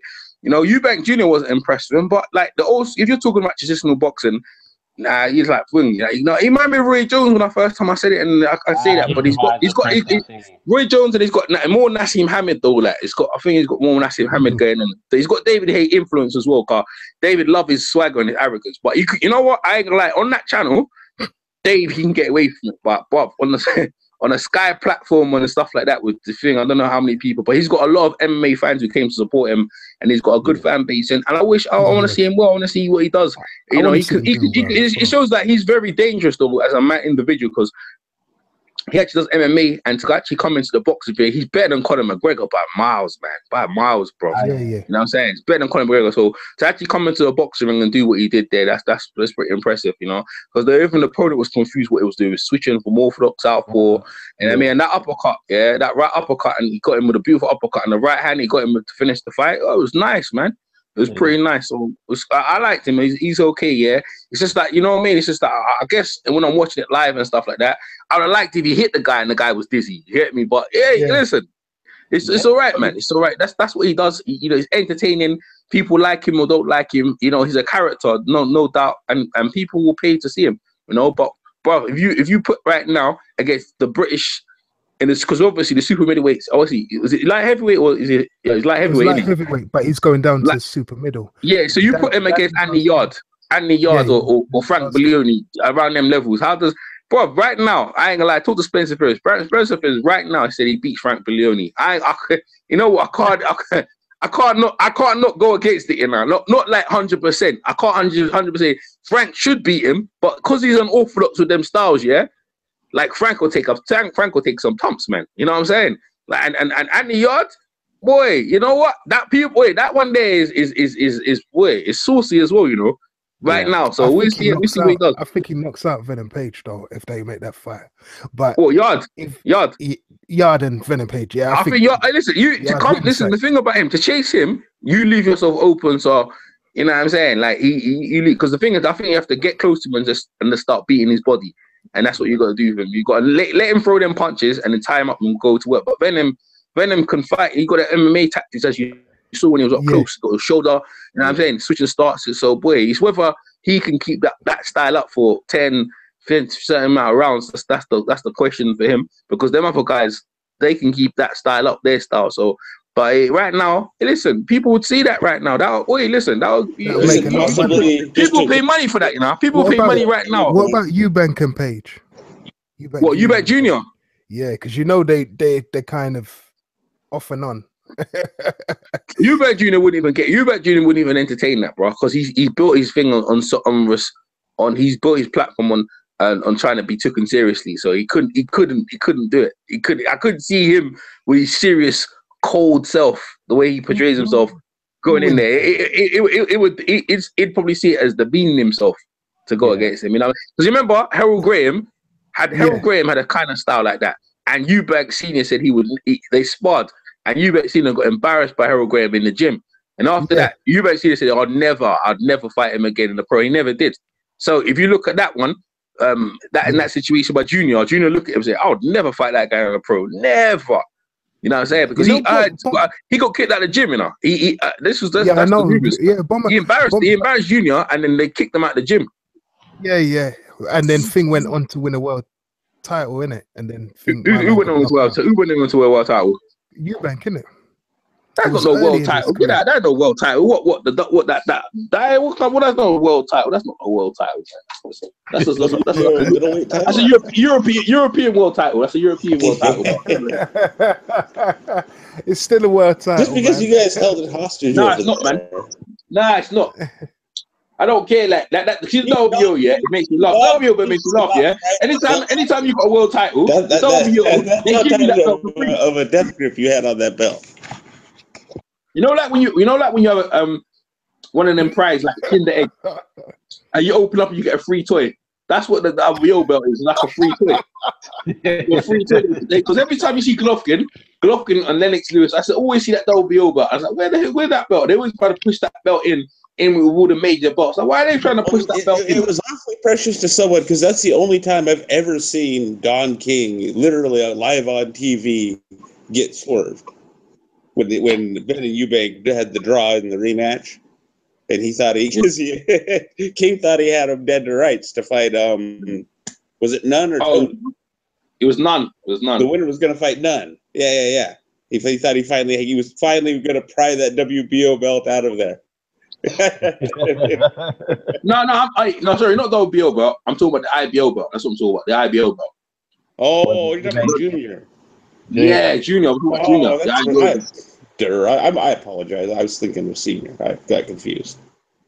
Yeah, but I know what you mean because I didn't used to rate the WBO belt either. I used to think it was whack as well. So, for years, I thought that belt was whack. But Eubank gave that belt credibility. Yeah, Eubank. I can't say Junior.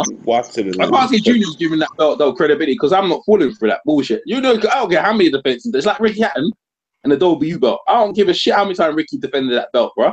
You're not a rebel. I don't give a shit. That belt wasn't going nowhere, bro. The only belt he got is when you got a proper belt in terms of the IBF, WBO, stuff like that.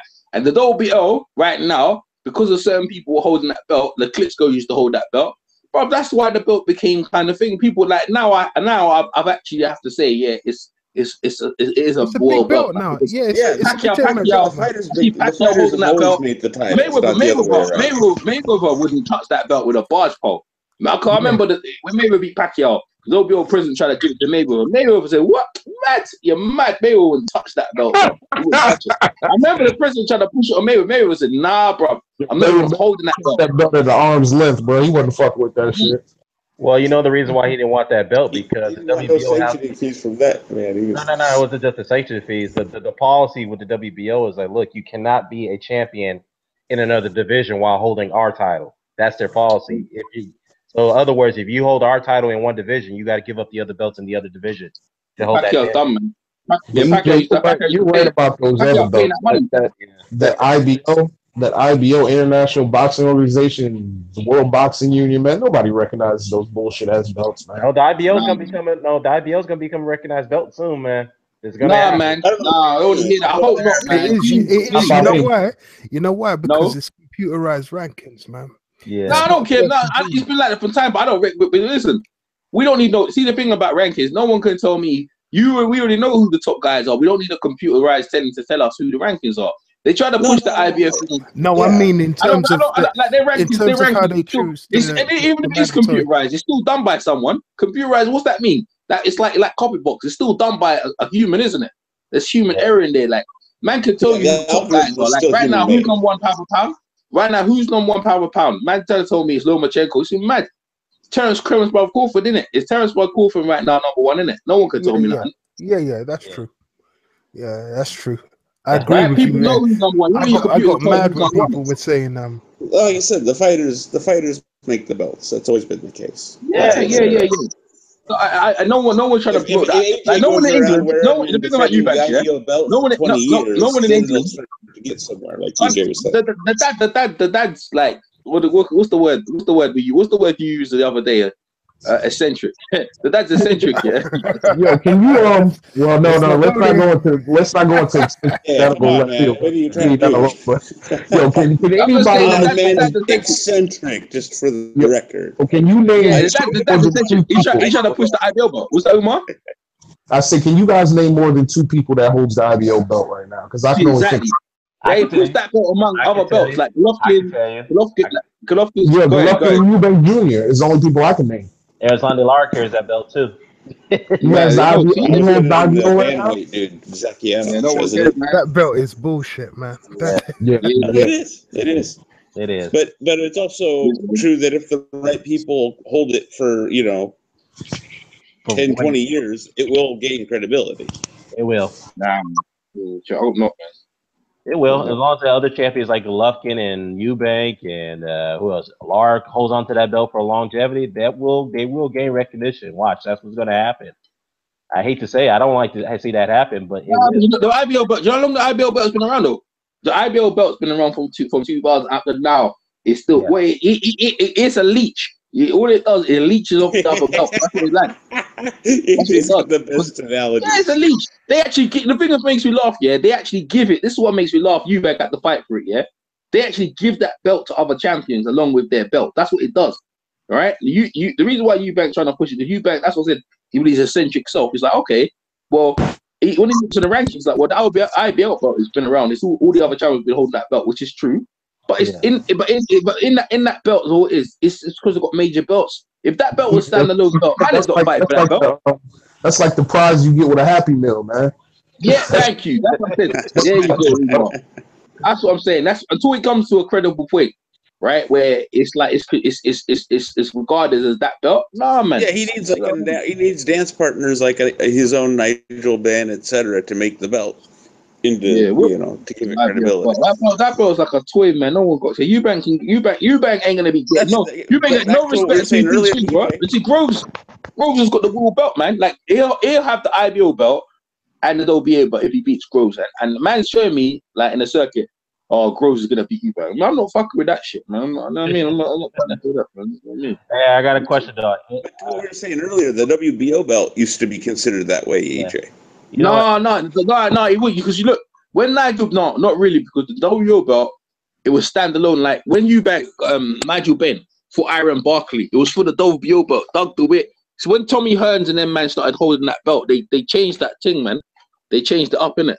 Tommy Hearns and them guys, they made that belt credible. To be honest, it was the Ben Eubank and Watson fights that put the seal on that. But go ahead. Yeah. I was going to say, Mr. Doc, the reason why the WBO belt was being vacated in a rapid time that it did at that time was because the other sanctioned bodies would not refuse to recognize that organization, the WBO. Yeah. That was until what, 2000 something? They told the other champions that if you fight for the WBO title, we'll allow you to go ahead and fight for it. But you have to guarantee us if you win that fight, you got to vacate that belt.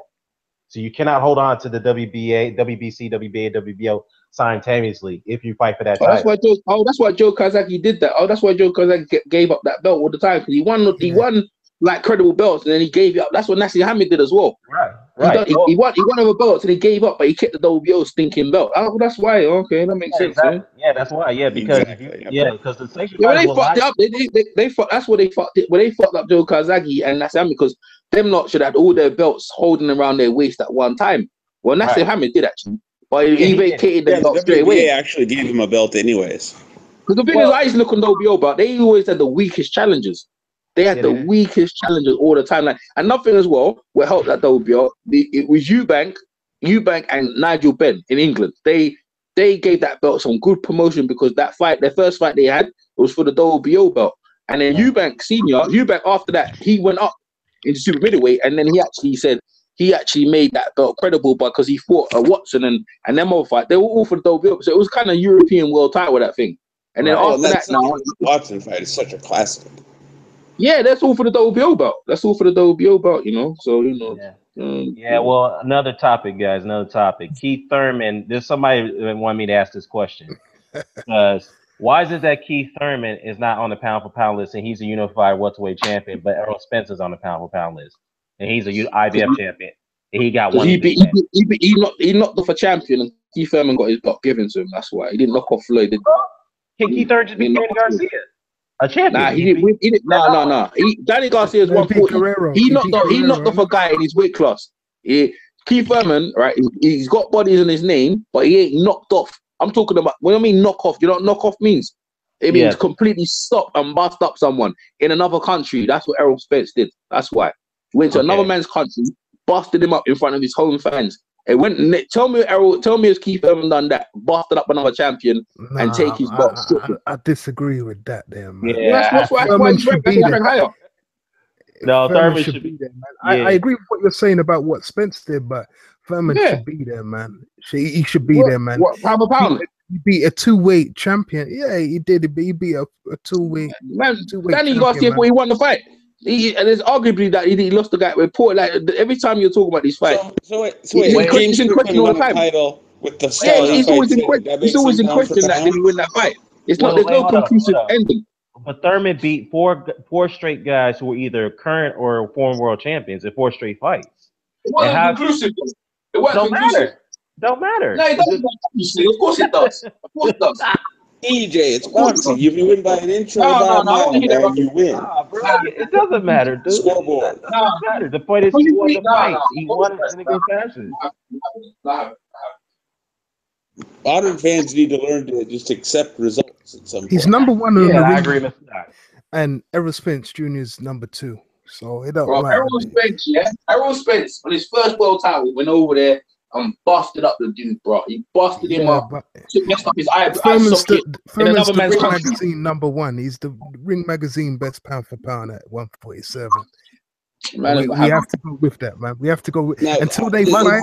Until they. The argument would man's be not having it. Man's not having it. damaged goods. Nah, man. Nah, So you say, so EJ, you're not having it. So you're telling us right now that Errol Spence deserves to be on the pound for pound list more than Keith Thurman does. Listen to this, yeah. Lara has been the champion at 154, right? Right. And he's right now. The Charlos is the number 1 in that division. Errol Spence come in with new blood and busted up a champion who beat Porter, and he went the distance. He went the distance with Porter. You know what I'm trying to say to you? That you know what I'm saying? Like, come on, man, come on. Kelbrook beat Porter more comfortably than Errol Spence did. Let me tell you something. That their pound for pound list is flawed. They got Golovkin number 1, Terence Crawford number 2. So from when Ring Magazine's 1, right? For when they got Crawford number 2, man, it's already flawed. Lomachenko number 3. They got Rigo number 4. They have put up Rigo. They must have heard the criticism. They got Kovalev number 5. You know what? Canelo numbers? Yeah, they got Kovalev number 5. What the fuck? Yeah, they got Kovalev number. Yeah, they got Canelo Alvarez number 6, Mikey Garcia number 7, Naiwa Inoue number 8, Errol Spence number 9, and Sissaket number 10. Now, there's some people that deserve to be there, but Kovalev. Well, Chocolato's not in there no more. The other day they had Chocolito still in there, mate. Well, Chocolito gone, man, for Sissaket instead. So they replaced him. Mikey Garcia deserves to be there, but then, like the point you're making about Lara, I kind of agree that there's some people that shouldn't be on that list. Like Kovalev shouldn't be there, man. Oh yeah, he should not. Yeah, he needs to take it off. He got 2 straight losses. How the hell is he still on that list? And while Roman Gonzalez got to take it off the list, so that makes should you both have Canelo and Golovkin on that list? Shouldn't just one of them be on that list? I think either Canelo or Golovkin. Well, Golovkin number 1 in the world, number 1 pound for pound. I disagree with that one. I do not agree with that. Terence Crawford number 2. I mean, Terence Crawford was the undisputed junior welterweight champion of the world, for God's sakes. What I mean, undefeated. So what? I mean, why? A lineal champion in 2 different divisions. So why? And Golovkin hasn't even been a lineal champion yet. So why? I know that doesn't really mean much, but I'm just saying if you correlate all those factors together, you see what I'm saying? Put all those things together. So Crawford's the number 1 pound for pound, man. Yeah, no doubt. He is. He is. He has to be. That makes no sense why Golovkin, a guy who struggled in his last 2 fights. Yeah, fight that. Man got given the box. He got his box given to him as well. He got his box given to him. Exactly. He got 2 belts awarded to him. He only won 1 title in the ring. So why? Yeah.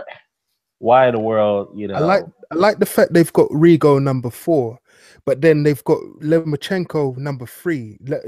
You know, jeez, boy, I won't say anything, man. Yeah, Sissaket should be higher than 10 as well. You know, Errol Spence shouldn't. If he's on the list, then you have to put Furman. That's all I'm saying. Why Sissaket? Why Sissaket is in a? Why did he get on the list rather than Ramdasai? I don't understand that. He should be number 1. Should be number 1. Yeah, you know. Okay, listen. Let me ask you a question. Yeah, who are you talking about? Who? Sissaket is. I'll tell you why it should be. I'll tell you why it should be number 1. Yeah, in the opinions of many. If you like, I remember when Shea Mosley was number 1 pound for pound, right? Yeah. He went against Vernon Forrest. Vernon Forrest comprehensively beat him.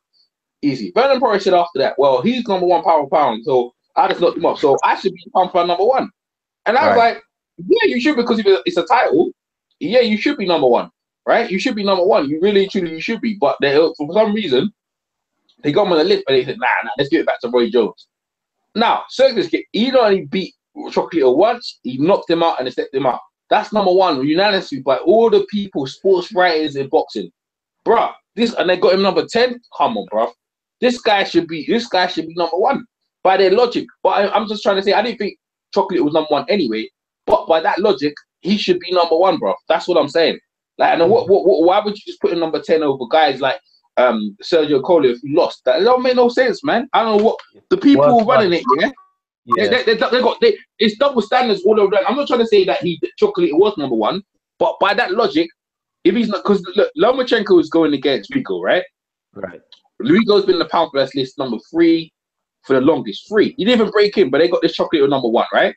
So all of a sudden they made Rigo number 4 to make Lomachenko look, but then they put Lomachenko above. He ain't done nothing, yeah. So when he goes in there and beats Rigo, so, well, yeah, man, he just beat another pound for pound. Like, this is too much politics going on here, man. That's what I'm trying to say. Like, Sergio Kid, what he did to Chocolatito, right, pound for pound and all that stuff they were giving it to him, bro, how can you not take it away from him and give that little Thailand guy number 1? If they're going to put Chocolatito number 1 from Nicaragua and no one heard of him, but people know who Sergio Kid, the wrong side is, they busted him up, knocked him out, bruv. Because Chocolatito before that, I can't tell you who Chocolatito beat or any notable name or Akira Gassiev, that people don't know, that made him number 1. That made him number 1. What made him number 1? Like what? Cissokit should be much higher than number 10. That's what I'm saying. Overall, pound for pound, not pound for pound in his division. Well, my argument is that why is he on the list rather than Saramna side? That's my argument. That's the same person. That's the same person. Oh, that's right. You're right. That's his name. Yeah. That's what I was trying to say to you. Yeah, it's the same. He's got the they have their aliases in Thailand. You know what I mean? You're right. Cissokit is a country. Cissokit is a town in Thailand. So Cissokit Sorungasai. Okay. See, and Umar used to struggle with that, but Umar knows the name. Man's become a household name. It's a household name, like more than Chocolatito. And because of the way he beat, the manner of how he beat Chocolatito, yet they won't give that man respect, bro. That's what, because he doesn't suit they're the people they want to push, which is funny because they push Manny Pacquiao, right? And he's an Asian fighter, but we're about the Thailand fight. No, we're not having that. Like, what's going on here, man? You know what it is? You know he what needs it to is, go with Freddie Roach. He needs to go with Freddie Roach. That's what it is. They want to they should put him with Freddie Roach. No. It's not that. You know what it is, right? It's because of the irregularities in Thailand. With a lot of the fights, with a lot of the sanctioning bodies, there's a lot of corruption. You see what I'm saying? So they're trying to push Naoya Inoue as the number 1. Yeah. You see what I'm saying? So they because with Japan, it is what it is. They're probably the every country's got corruption, but they got the least in Asia. You know what I mean? Right. Japan's more or less like America and Britain. In that respect, what they called it? What's the Japanese mafia called? The Yamakasa? What they called it again? What's the Japanese mafia? Yeah, but there's mafia everywhere, man. Yakuza. We can't make that point. There's corruption there. But listen. There's more when it comes to boxing. I'm talking about boxing, like opponents. Forging records not. There's a whole. It happens very, very frequently there. There's a lot of inconsistency. So because of that, I just think that's one side of it. The other side of it is as well is they're trying to push. I'm going to say it again. They're pushing Naoya Inoue as the main guy. Yeah, but he's a fighter. I'll get busted him up as well. Because the thing is, that dude Inoue is a really good fighter, man. Don't sleep on him. I'm not sleeping on him, but Cissokit is the number 1 guy right now. Come on, man. You can't ask me who he fucking beat. You would have asked out to that question. I don't know them fucking little ass. Bro, let me tell you something. You know they ain't beat no one. Listen, they ain't beat no one until you beat someone in America. That's what I'm trying to say. Until you beat someone in America or someone on the world the division. Asia. Remember, these are little boys. This is Asia, man. So it's little boys, man. So they run them lower weight classes. Yeah. So it's really and truly until you beat a Japanese, you're not the guy. You know what I mean? You could beat that little Nicaraguan called Chocolatito, but until he fights Inoue, that's probably the fight that's gonna make him number 1 pound for pound. All these names are giving. I'm sure the people in the chat, but the people in the chat are getting headache by these names, bro. Like, just make it simple. Yeah, this guy running side, beat up Chocolate was #1, and that's it. That's simple because you fight in America like Francisco Estrada, bro. He's a bad man. They put in Estrada against the Thailand guy when Estrada's been chasing Chocolate for the longest. They should have put Estrada right against Inoue and see what's going on. But yet they want to put this is the thing. If you're gonna make the Thailand guy an all-time great, because if he beats up on Estrada, Umar and the rest of the people are gonna have to bow down already because he just beat down Chocolito. And if he beats down one Francisco or Estrada, bro, this guy's nice. Coming into the Inoue fight, this guy's looking nice, bro. That's what I'm saying. Yeah. Well, hey, you know what, guys? I hate to do this, y'all. This is a good conversation, but I got to end this hangout longer than I expected. But I will be back later. Y'all going to tune into the Demetrius Andrade fight tonight on HBO, his middleweight debut. Who's he fighting? He's fighting Fox, Arpatel Fox. I can't pronounce the dude's first name, but he's fighting Fox. Fox he's tall. He's 6'4", 81-inch reach. Throws a lot of punches. So it'll be an interesting fight. What's that? Is that PBC? No, that's on HBO tonight. World Boxing After Dark, I think.